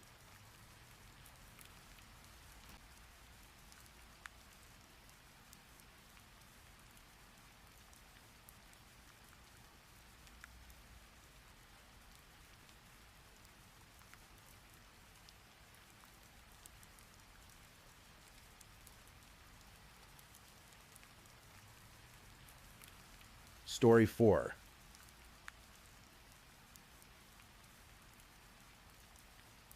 Tonight we're going to look into a story that matters. A story about a young woman whose life was cut short, and the investigation that brought her killer to justice. This is the story of Phoenix Nets. We're going back to the spring of 2020, to a time when the world was quiet, locked down, holding its breath. Phoenix Nets was born on the 4th of August, 1991 in Croydon, a borough in South London where city meets suburb, where terraced houses line streets that have seen generations come and go. She was the daughter of Mark and Saskia Nets, parents who loved her deeply, who watched her grow with pride and hope. As a child, Phoenix attended Parish Church Junior School in Croydon, where she was known as a bright, clever girl. Her aunt would later remember her as lovely and sweet-natured. Her father would tell family members proudly about how intelligent she was, how much potential she had. Phoenix loved horses. She was a keen rider in her youth, spending hours at stables, learning to care for these magnificent animals, finding peace in their company. She also loved drama, drawn to the creativity and expression it offered. At school she did well, showing promise, showing that brightness her father spoke of. When she was old enough, Phoenix went to university. She enrolled at Canterbury Christchurch University in 2009. With dreams of becoming a paramedic, she wanted to help people. She wanted to save lives. For 2 years, she studied in Canterbury, that ancient city with its cathedral and cobblestone streets, trying to build the foundation for the future she imagined. But life, as it so often does, took unexpected turns. Phoenix struggled. She battled with mental health issues that made everything harder. She experimented with drugs, first marijuana, then acid, cocaine, MDMA, searching perhaps for relief, for escape, for something she couldn't name. Her relationship with her parents became strained after their separation. The foundation she'd been building began to crack. She left university before completing her degree. The dream of becoming a paramedic faded. At least for now, Phoenix moved around, trying to find her footing. She had relationships that didn't work out. She moved from London to Birmingham to be with someone, to start fresh. When that relationship ended, she found herself adrift again. But Phoenix wasn't giving up. In late 2019 or early 2020, she moved into a women's refuge in Lozells, a neighborhood in West Birmingham. These refuges exist as safe spaces, places where women can stay when they need shelter, when they need to escape difficult circumstances, when they need time to rebuild. Phoenix was trying to rebuild. At 28 years old, she was planning her next chapter. She was thinking about moving back to London, back to her parents, back to the familiar streets of Croydon. She talked to her friends about it. She was making plans. Her future, as the judge would later say, was looking bright, shining, and promising. A fresh start was ahead of her. She had no way of knowing that someone else had very different plans. Eureka Conita Gordon moved into the women's refuge in Los Ells around early 2020, maybe 6 months before everything fell apart. She was 28 years old, the same age as Phoenix. She'd been born in Jamaica and had moved to England when she was 7, living first with an aunt before her mother joined her. Gordon's mother would later describe her daughter in haunting terms, calling her a ticking time bomb. She would say Gordon wasn't a bad person at heart, but those words spoken after the unthinkable carried the weight of a mother who'd seen warning signs, who'd perhaps feared what her daughter might be capable of. Psychological assessments would later reveal that Gordon had a personality disorder. She had a low tolerance for frustration. She struggled intensely with perceived rejection, unable to process it, unable to accept it. These weren't excuses. The courts would make clear. Gordon's reality wasn't distorted. She knew what she was doing. But understanding the psychology helps us understand what happened next. When Gordon moved into the refuge, she lived next door to Phoenix. The two women met, and at first they became friends. Phoenix, with her kind and calm nature, took Gordon under her wing. They talked. They shared the small intimacies of daily life and shared accommodation. They became close, but for Gordon, friendship wasn't enough. She developed feelings, sexual feelings, feelings that Phoenix didn't share. And when Phoenix made it clear that she wasn't interested in that kind of relationship, Gordon didn't accept it. In February of 2020, Phoenix confided in a friend. Gordon had demanded sex with her, Phoenix said. When Phoenix refused, Gordon became aggressive. The friend listened, concerned, but perhaps not yet alarmed. These things happen, people think. It'll blow over, but it didn't blow over. It escalated. On April 7th, Phoenix sent a text message to a friend. The message was casual in tone, but carried an undercurrent of real fear. She wrote, "There's a girl here who keeps asking me to be sexual. I think I'm going to move back to London. It's scaring me, lol." That lola at the end, that little laugh out loud, was Phoenix trying to make light of something that genuinely frightened her. It's what we do sometimes when we're scared, but don't want to worry others, or don't want to seem overdramatic, or don't yet fully believe the danger we're in. Phoenix made plans to return to London, to move in with her parents. She talked about it with friends. She was going home. She was getting out. Gordon knew Phoenix was planning to leave. And for Gordon, with her inability to handle rejection, with that ticking time bomb her own mother had described, Phoenix's planned departure was intolerable. April 16th, 2020. It was a Thursday. The United Kingdom was in lockdown because of the coronavirus pandemic. The streets were quiet. People stayed home.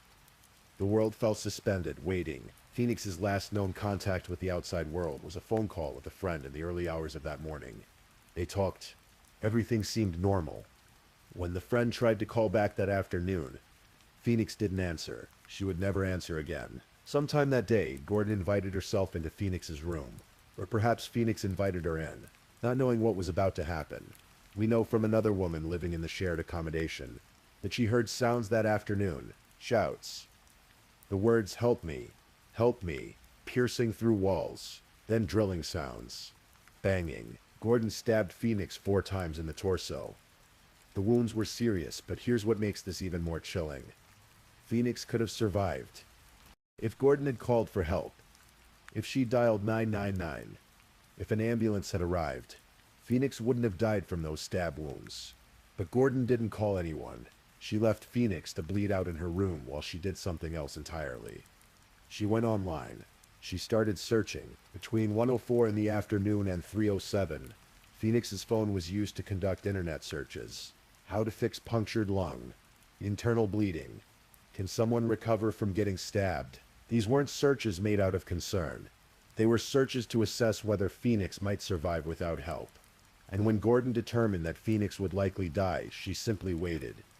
She let Phoenix bleed. She let her die alone, in pain, calling for help that never came. Phoenix Nets died on April 16th. 2020. She was 28 years old. She'd been planning to go home. Some killers panic after committing murder. They flee, they turn themselves in, they break down. Gordon did none of these things. Instead, she set about covering up her crime with a level of calculation that would shock even hardened police investigators. The next morning, April 17th, a circular saw was delivered to the refuge. Gordon had purchased it the day before on Gumtree, a classified ads website, for £45. The delivery arrived shortly before 11 in the morning. Phoenix's body was either fully clothed or partially clothed. When Gordon used that saw to dismember her, the post-mortem examination would later determine that dismemberment took place at 5 different locations on the body, dividing it into 6 parts. Think about what that means. Think about the cold calculation required. Gordon wasn't in a blind rage anymore. She was methodical, precise. She had work to do, and she did it. But Gordon's plan was more intricate than just disposing of the body. She needed people to believe Phoenix was still alive. So she took Phoenix's phone and began a campaign of deception that would last for weeks. She sent text messages to Phoenix's family and friends, pretending to be her. She sent emails. But Gordon went even further than that. She downloaded an audio editing application, software that allowed her to manipulate voice recordings. She used it to alter her own voice to sound more like Phoenix's. Then send voice messages to Phoenix's loved ones. Imagine receiving a voice message from your daughter, your friend, hearing her voice telling you she's fine. She's moved to London. She's doing well. Everything's okay. You'd believe it, wouldn't you? You'd have no reason not to. Gordon searched the internet for other things too. How do killers get caught, she wanted to know. Can a body burn to ashes with petrol? She was planning ahead, trying to stay ahead of any investigation. She bought 2 suitcases, large ones. She packed Phoenix's dismembered body into them, sealing away the evidence of her crime. The Forest of Dean is one of England's ancient woodlands, spreading across 44 square miles between the rivers Severn and Wye, near the border between England and Wales. It's a place of oak and beech trees, of quiet trails and hidden clearings, of history stretching back to the Iron Age. Gordon chose the Forest of Dean as the place to dispose of Phoenix's body. It's about 80 miles from Birmingham, far enough to create distance, remote enough to offer concealment. She made multiple trips there over the coming weeks. She took trains, she booked cars through Gumtree. She carried those 2 suitcases, heavy with their terrible contents, through stations and into vehicles. And somehow no one noticed, or if they did, they didn't say anything. In the Forest of Dean, Gordon found spots to hide the suitcases. At one point, she hid them in Handsworth Cemetery, back in Birmingham, for several days before moving them. She attempted to burn Phoenix's remains in the woodland, trying to destroy the evidence completely. She poured petrol on the body parts and set them alight, but burning a human body completely is nearly impossible without specialized equipment. The fire charred the remains, damaged them, but didn't destroy them.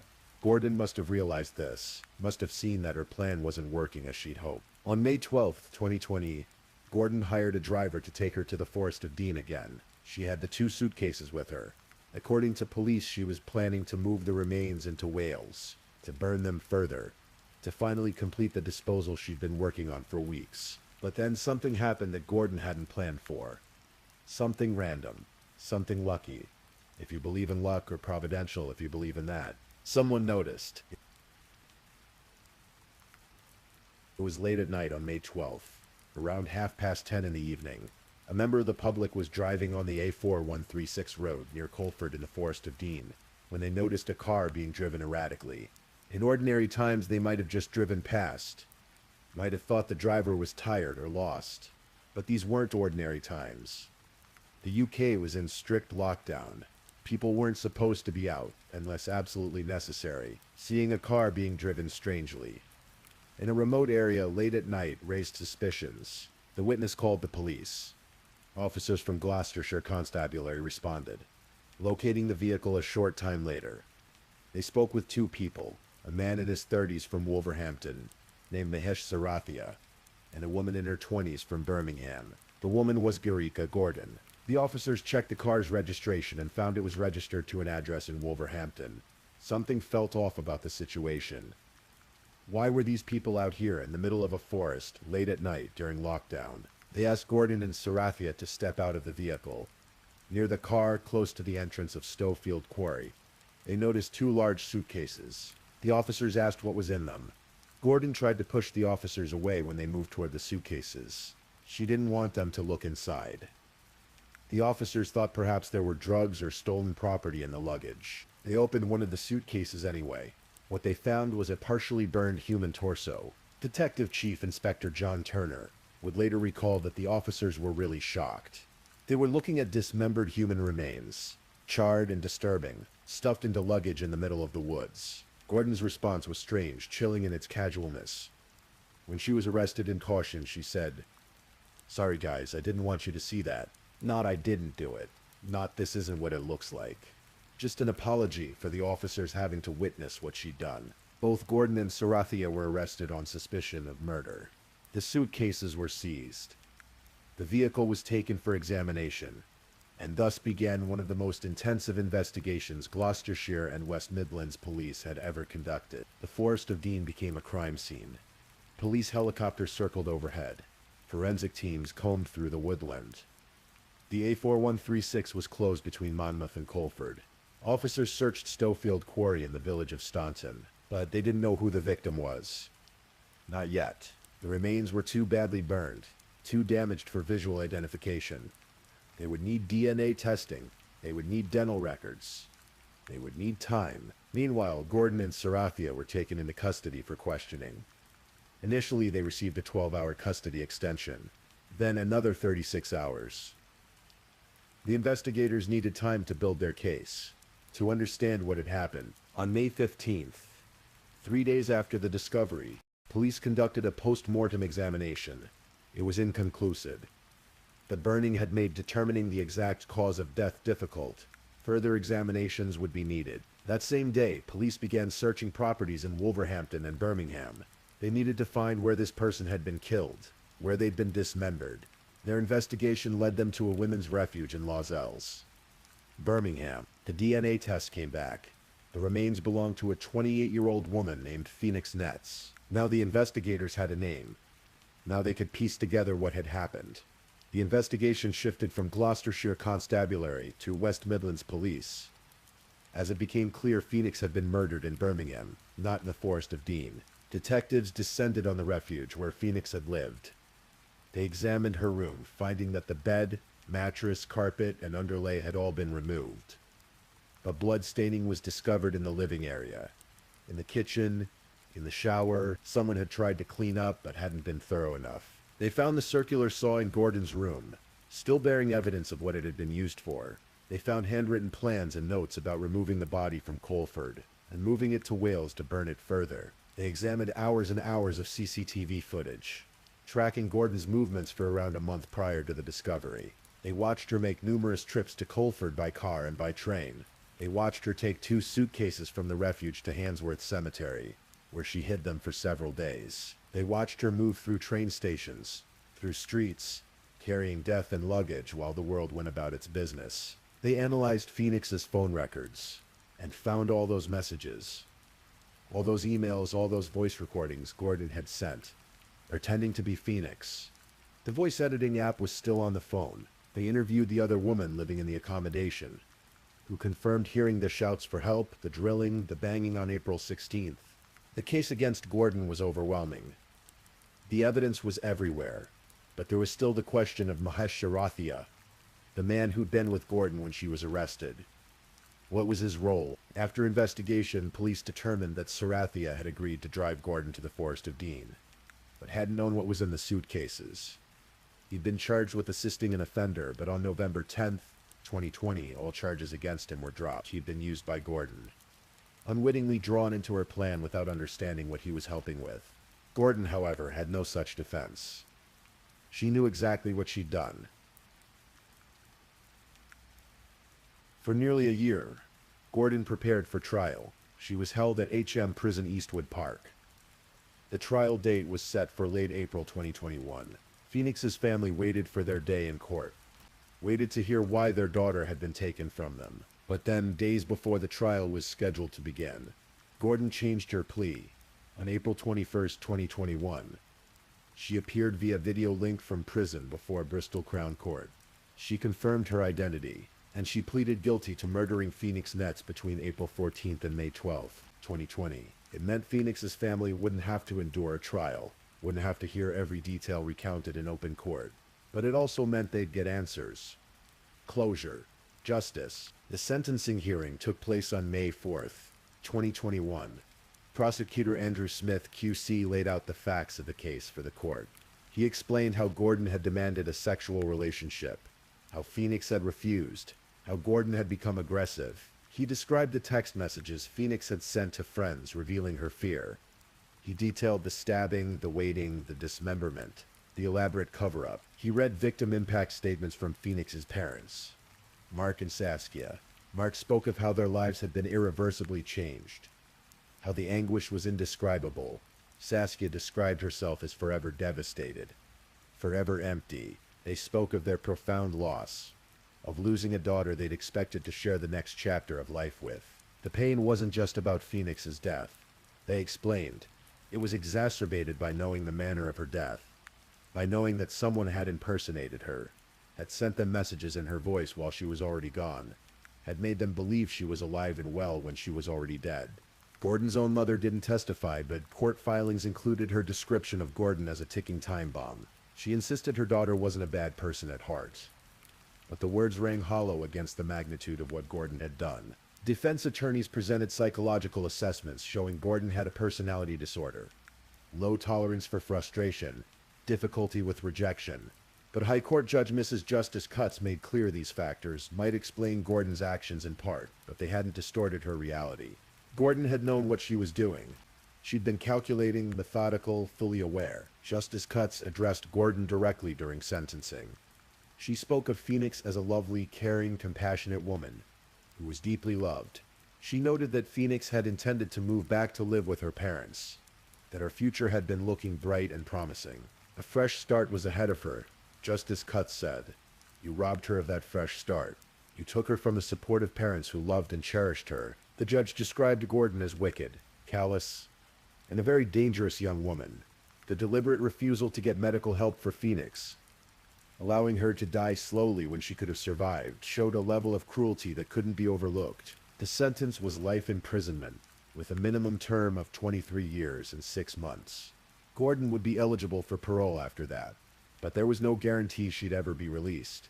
If she was released, she'd remain on license for the rest of her life. Detective Superintendent Scott Griffiths of West Midlands Police spoke to the media afterward. He described the case as extremely distressing for everyone involved, especially Phoenix's loved ones. He praised the officers who'd worked on it, noting how shocking even hardened investigators had found the discovery of Phoenix's dismembered body. She went to great lengths to pretend Phoenix was still alive and had moved out of the area. Griffiths said, as well as great efforts to dispose of her body, hoping her despicable crime would go unnoticed. He added that he genuinely believed if officers hadn't found Gordon that night in the Forest of Dean, they would never have found Phoenix's body. Gordon's devious plot might have worked. Phoenix might have simply disappeared. Another missing person. Another unsolved case. Her family never knowing what happened. But the random chance of someone noticing an erratically driven car. The decision of that witness to call police. The officer's curiosity about those suitcases. All of it came together to bring Phoenix home. To bring her family answers. To bring her killer to justice. Detective Chief Inspector John Turner of Gloucestershire Police described Gordon as cold and evasive when she spoke to officers. When they'd asked about the suitcases, she tried to push them away. When they'd opened them anyway, her apology had been bizarre, inappropriate, revealed. From what we were looking at, Turner said, it was clear we were dealing with a very devious person. Phoenix's family released a statement after the sentencing. They thanked all the police officers from all the forces involved, especially West Midlands Police. They acknowledged their families, close friends, neighbors, and Phoenix's friends for their support during the terrible year since her death. They wanted to make something clear. Phoenix was entirely blameless. I hope that this is now clear to everyone. She was the victim of a senseless act of violence, which ended her life at a young age. She was greatly loved by her family, and we cared for her very much. Phoenix Nets was born on August 4th, 1991. and died on April 16, 2020. She lived 28 years. Not nearly long enough. Not nearly enough time to accomplish all the things she'd hoped to accomplish. To become all the things she'd hoped to become. She was a daughter. She was a friend. She was someone who loved horses and drama and the Louis Theroux documentaries.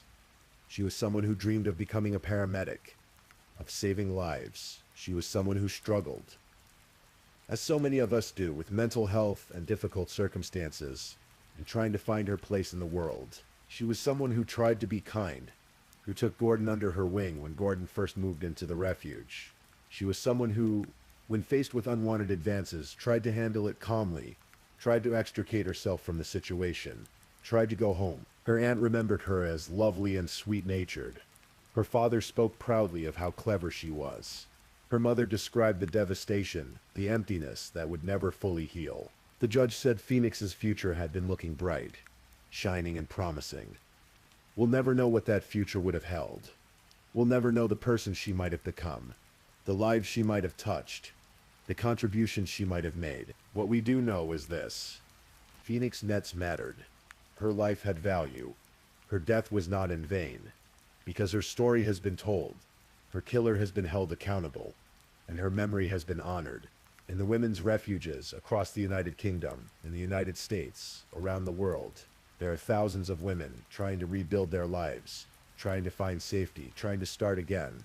Phoenix was one of them. She was trying so hard. The tragedy of her death reminds us that these spaces, meant to be safe, must truly be safe. That we must listen when someone says they're scared. That we must take seriously the warning signs, the concerning behaviors, the escalating situation. If Phoenix's story can help save even one life, if it can encourage even one person to speak up, to get help, to take action before it's too late, then her death will have meaning beyond the senselessness of how it occurred. Rest in peace, Phoenix Nets. You were loved. You are remembered. You deserved so much more than what happened to you, but you are not forgotten. Your name was Phoenix, like the mythical bird that rises from ashes, symbolizing rebirth and renewal. Though you did not get to rise again in this life, your story lives on. Your memory endures, and that, at least, no one can take away.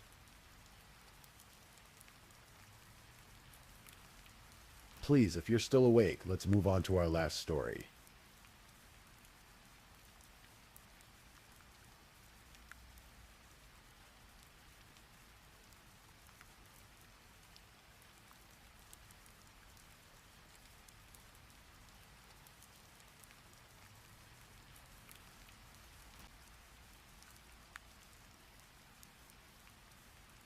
Story 5.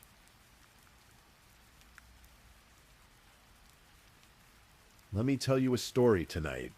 One that unfolds slowly, carefully, like the pages of a book turning in the quiet hours. This is a story about transformation and tragedy, about the masks we wear and the secrets we keep. So adjust your pillow, close your eyes if you'd like, and let me guide you through the haunting case of Anthony Milan Ross. Take a deep breath. Tonight, we walk together through the shadows of a Christmas that ended in heartbreak. In the early 2010s, a man named Anthony Milan Ross was becoming a familiar face in Phoenix, Arizona. He went by his middle name, Milan, and he had a story that resonated with thousands of people. It was a story of transformation, of hope, of a man who had conquered his demons and emerged victorious. Milan Ross had once weighed over 500 pounds. Think about that for a moment. The weight of his struggles, both physical and emotional, had nearly consumed him. He was born and raised in St. Louis, Missouri, in a family where obesity was common. Food was comfort. Food was celebration. Food was everything. But for Milan, food had become a prison. In 2012, Milan was working at Whole Foods Market in Phoenix. He had moved there years earlier, leaving behind his past in Missouri. The job provided something his family desperately needed: health insurance. His family had been facing medical bills, mounting expenses that threatened to drown them. So Milan walked away from his passion, music, and took a position stocking shelves, making salads, doing whatever was needed. But it was at Whole Foods that Milan's life took a turn. The company offered its employees something unusual: a week-long health immersion program led by Dr. Scott Stoll. was meant for those who needed it most. Those who were struggling. Milan applied, and he was accepted. That week changed everything, or so it seemed. During the 7-day program, Milan learned about plant-based nutrition, about whole foods, about the power of veganism to transform not just the body, but the entire life. He listened to Dr. Stoll's teachings with the fervor of a convert. He embraced the lifestyle completely, absolutely, without reservation, and the weight began to fall away.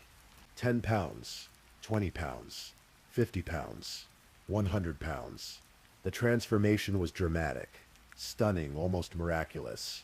Over the course of his journey, Milan Ross lost more than 225 pounds. Some reports say it was closer to 300 pounds. His body changed. His face changed. He became unrecognizable from the man he had been. Milan documented everything. He took photographs, before and after images that showed two completely different people. He wrote about his journey. He started a blog. He began speaking at events. His message was simple and powerful. You can change no matter how far gone you think you are. No matter how hopeless it seems. You can transform yourself. The story spread. Milan Ross appeared on the cover of Vegan Lifestyle magazine, his arm around his young son Nigel. Both were smiling, radiant with health and happiness. He was featured in articles. He appeared on local television programs like Good Morning Arizona. He was interviewed at food festivals, speaking about his cookbook, his mission, his new life. He even appeared in a feature-length documentary about veganism, alongside celebrities like James Cameron and Samuel L. Jackson. Milan Ross was becoming exactly what he'd always wanted to be, a celebrity, someone people recognized, someone who mattered.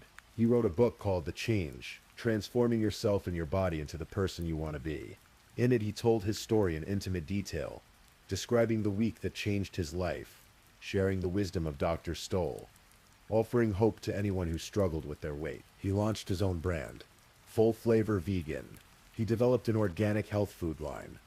His website proclaimed his mission, to help others escape the deadly hold of obesity, to educate people about the amazing benefits of living a compassionate, whole food, plant-based lifestyle. He gave talks across the United States.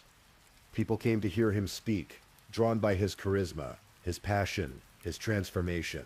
He spoke of healing through food, of redemption, of second chances. To the outside world, Milan Ross was living proof that anyone could change their life. He seemed happy, successful, fulfilled. But beneath the surface, something else was happening. Something darker.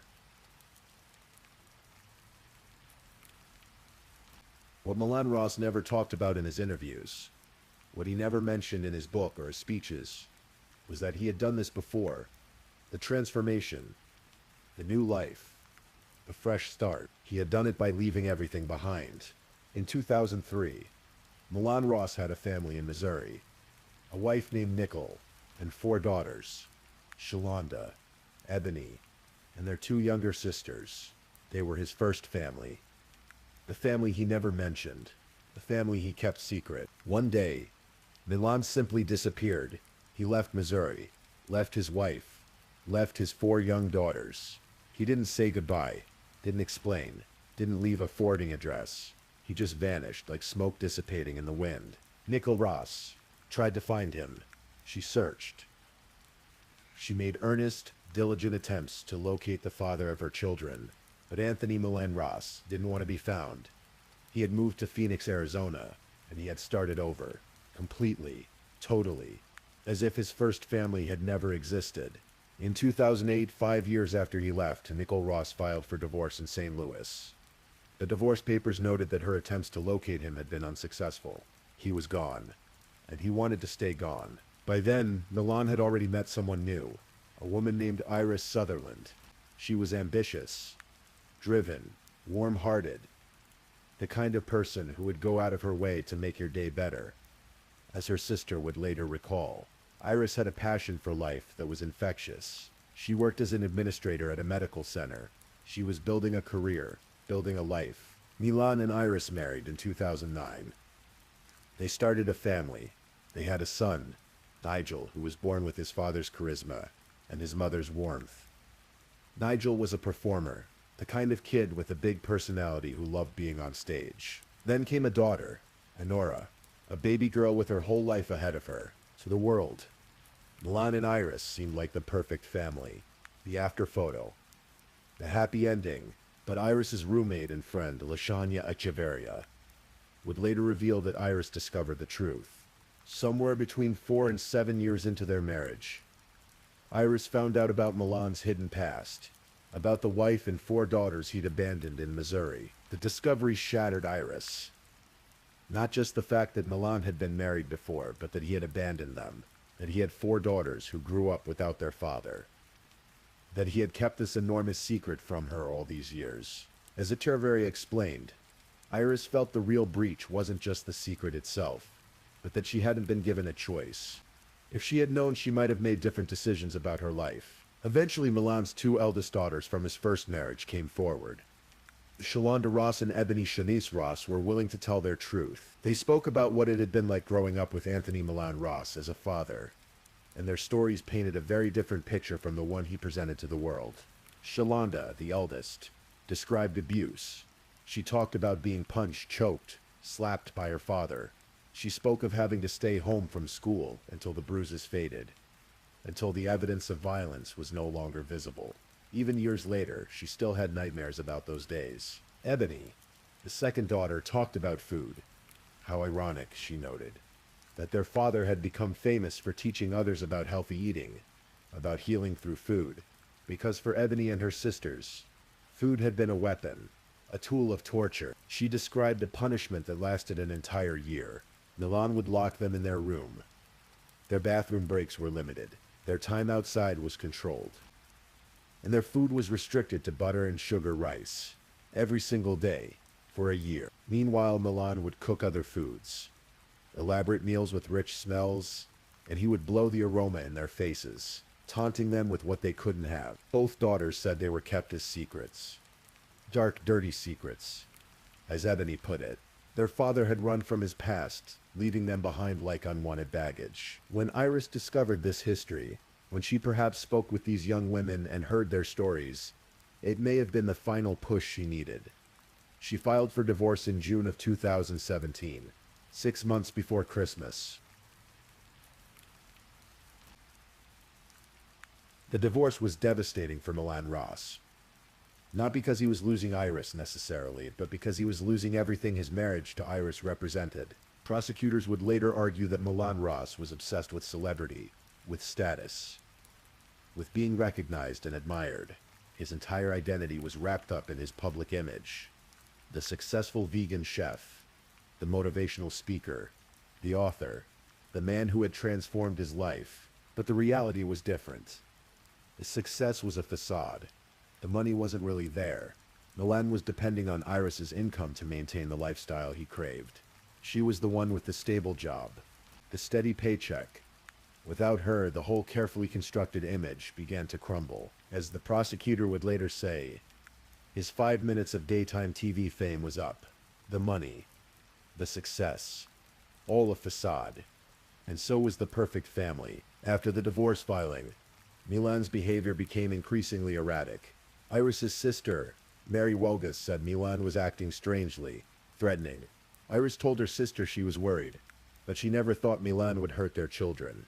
That was unthinkable. Whatever problems existed between Iris and Milan, surely their love for Nigel and Honora would protect the children. The divorce was finalized in September 2017. Iris and Milan had joint custody of the children, but friends said Iris was considering fighting for sole custody. Perhaps the conversations with Milan's abandoned daughters had convinced her that her children weren't safe. Or perhaps she simply knew her ex-husband better than anyone else. In the months leading up to Christmas, Milan Ross was searching the internet. His search history, which would later be presented in court, revealed his state of mind. He searched for firearms, for silencers, for battery acid, sulfuric acid, skin-melting acid. He looked up information about disposing of evidence. And he searched for something else, something chilling. He looked up news stories about other families who had been murdered on Christmas Day. Milan's defense attorney would later argue that these searches were just ruminations, the obsessive thoughts of a man struggling with depression and insomnia. After all, Milan was also making plans for the future during this time. He had adopted a dog. He had proposed to a new girlfriend just 3 days before Christmas. He had written himself a check for his business on Christmas Eve. These were the actions of someone planning to continue living, weren't they? But the prosecution saw it differently. To them, the internet searches revealed premeditation, planning. A man who thought about what he was going to do, meant to do it, and then did it. Milan had also been talking to people, dropping hints. He told multiple people to expect something big on Christmas, something significant. He said it in a way that seemed strange at the time, but nobody quite understood what he meant. On Christmas Eve, 2017, Milan spent time with his children. Nigel and baby Honora were staying with him for the holiday, and Iris would pick them up the following day. Milan seemed to be in good spirits. He made a video with 11-year-old Nigel and posted it on social media. In the video, Milan is smiling, laughing. He says, "Hey guys, I'm smiling and I'm hanging out with Nigel on Christmas Eve, and we're about to embarrass ourselves. We're gonna sing." Then Milan and Nigel perform Santa Claus is Coming to Town together. Their voices blend in the cheerful holiday classic. Nigel is beaming, full of life and joy. The video ends with them wishing everyone a Merry Christmas. It was the last time anyone would see Nigel alive. The last time his voice would be heard. The last moment of innocence before everything shattered. Christmas morning arrived in Phoenix, Arizona. The sun rose over the desert city, bringing with it the promise of celebration, family, togetherness. For most people, it was a day of joy, of opening presents and sharing meals, of making memories. For Milan Ross, Christmas morning began with whiskey. According to his defense attorney, he woke up depressed and started drinking. By the afternoon, he had consumed half a bottle. He sent messages to Iris. The content of those messages would later be disputed. But it's clear that Milan was in a dark state of mind. At some point that morning, after the whiskey and the messages, Milan Ross made a decision, or perhaps the decision had already been made long ago. In those late night hours spent searching the internet for weapons and acid and stories of family annihilations. At approximately 2:52 in the afternoon, Mary Walgas, Iris's sister, received a text message from Milan. She looked at her phone and felt her blood run cold. The first message said, "I just killed Iris and the kids." A moment later, another message arrived, with a gun. Mary knew immediately that something terrible had happened. She knew Milan was unstable. She had seen his dark side, though perhaps she hadn't realized how deep that darkness went. She called the police. Meanwhile, at the Highland Apartments on 16th Street and Highland Avenue in Phoenix, witnesses were seeing something horrific unfold. Iris Ross had arrived to pick up her children. She pulled into the parking lot, probably thinking about the rest of their Christmas day. Maybe they would open presents at home. Maybe they would visit family. Whatever plans she had, they would never come to fruition. Milan met her outside. They talked, or maybe they argued. Witnesses couldn't hear the words, but they could see what happened next. Iris tried to run. She turned and fled, desperate to get away from Milan, from whatever was happening. Then Milan had a gun. He raised it and fired. The sound echoed across the parking lot. Iris fell. A witness approached, horrified. They asked Milan if Iris was okay. Milan looked at them and said simply, "No." Then he pointed the gun at the witness. A threat, a warning. "Stay back." The witness froze. Milan turned and walked back into his apartment. The witness heard 2 or 3 more gunshots from inside, sharp cracks that split the air. Then silence. Police arrived within minutes. They found Iris Ross's body on the front patio, lying motionless in a pool of blood. She had been shot as she tried to escape. She died on Christmas Day, trying to pick up her children from their father. The police quickly realized that Milan was still inside the apartment, and so were the children. Nigel, 11 years old, and Nora, only 10 months old, just a baby. What followed was a 6-hour standoff that would stretch into the night. The Phoenix Police Department surrounded the Highland Apartments. Officers established a perimeter. They brought in negotiators. They tried to make contact with Milan Ross. Milan was barricaded inside with his 2 children. The police didn't know the children's status. Were they alive? Were they injured? The uncertainty was agonizing. The negotiators talked to Milan for hours. They tried to build rapport to find some way to resolve the situation peacefully, but Milan kept changing his story. Sergeant Jonathan Howard would later describe how Milan would make contradictory statements. Sometimes he said the children were still alive. Sometimes he threatened to kill them if the police didn't leave. Other times he made comments that suggested he had already killed them. The police had to proceed carefully. Every decision carried enormous weight. If the children were still alive, a wrong move could end in tragedy. But if Milan had already killed them, then time was being wasted while a murderer remained free. As the afternoon turned to evening, the police deployed a robot into the apartment. The small machine moved through the rooms, sending back video footage.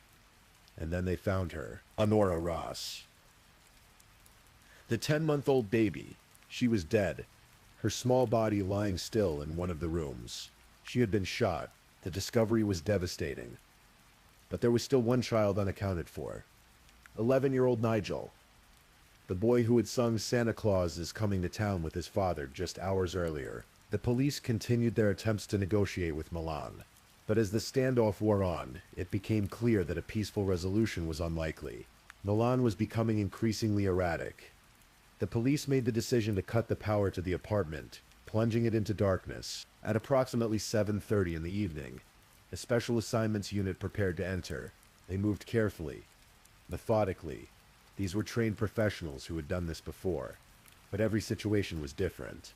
Every life mattered. As the officers breached the apartment, Milan Ross opened fire. The sound of gunshots filled the air.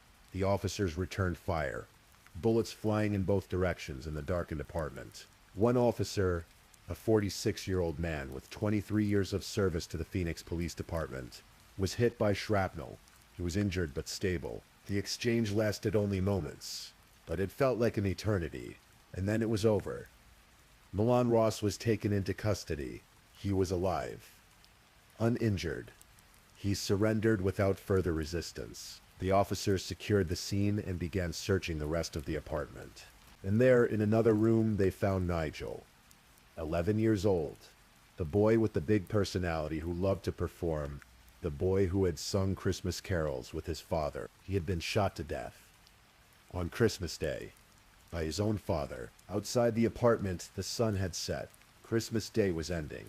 But for the families of Iris, Nigel, and Honora Ross, the nightmare was just beginning.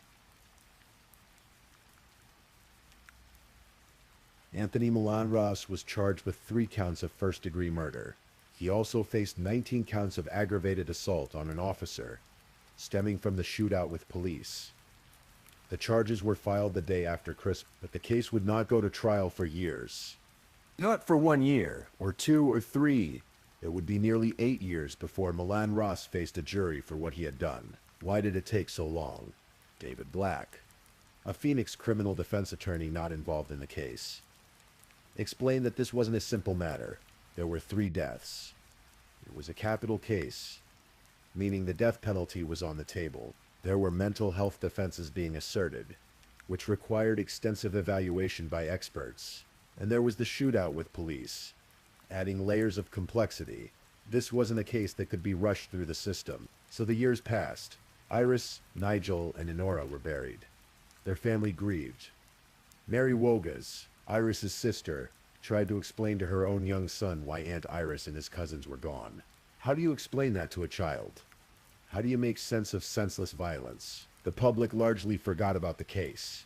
Milan Ross's social media accounts remained frozen in time, still showing the cheerful Christmas Eve video. His books were still for sale. His image was still associated with health and transformation, even though he sat in jail awaiting trial for murdering his family. Finally, in September 2025, nearly 8 years after the murders, the trial began. The opening statements painted 2 very different pictures of what had happened and why. The prosecution, led by Maricopa County Prosecutor Richard Dusterhoff, described Milan Ross as vain and obsessed with celebrity status. They argued that he was financially dependent on Iris to maintain his lifestyle. When she filed for divorce, his carefully constructed world began to fall apart. The divorce meant losing not just his wife, but his image of the perfect family. It meant losing the financial support that allowed him to maintain his persona as a successful chef and motivational speaker. Dusterhoff presented the internet searches as evidence of premeditation. The searches for weapons, for acids, for news stories about family murders. He pointed to Milan's statement that people should expect something big on Christmas. He argued that Milan had planned the murders carefully, that he had thought about it before he did it, meant to do it, and then did it. The prosecution's theory was that this was revenge. Milan couldn't let Iris go. He couldn't let her take the children and the life they represented. If he couldn't have them, no one would. The defense, led by attorney Carrie Gallagher, presented a different narrative. She acknowledged that what happened was a tragedy, but argued that the prosecution had to prove premeditation for first-degree murder. She painted Milan as a man struggling with severe mental health issues in 2017. He had depression. He had insomnia, going days with poor sleep or even no sleep at all. Gallagher argued that the internet searches represented rumination, not concrete planning. She pointed to the future-oriented activities Milan was engaged in during the same period. He had proposed to his girlfriend 3 days before Christmas. He had adopted a dog with her. He had written himself a check for his business on Christmas Eve. These weren't the actions of someone planning to die or to spend the rest of his life in prison, she argued. On Christmas Day, according to the defense, Milan woke up depressed and intoxicated after drinking half a bottle of whiskey. He sent messages to Iris about their separation. What happened next, Gallagher suggested, was impulsive rather than planned. A tragedy born of a moment of darkness, not a calculated act of revenge. The trial stretched on for weeks. As witnesses testified, evidence was presented. The jury heard about Milan's weight loss journey, his public persona, his hidden past with his first family in Missouri. They heard from Iris's sister about the threatening messages. They saw the Christmas Eve video of Milan and Nigel singing together. Knowing what would happen less than 24 hours later, on November 3rd, 2025, after hearing all the evidence, the jury reached a verdict. Guilty on all 3 counts of first-degree murder. Guilty of killing Iris. Guilty of killing 11-year-old Nigel.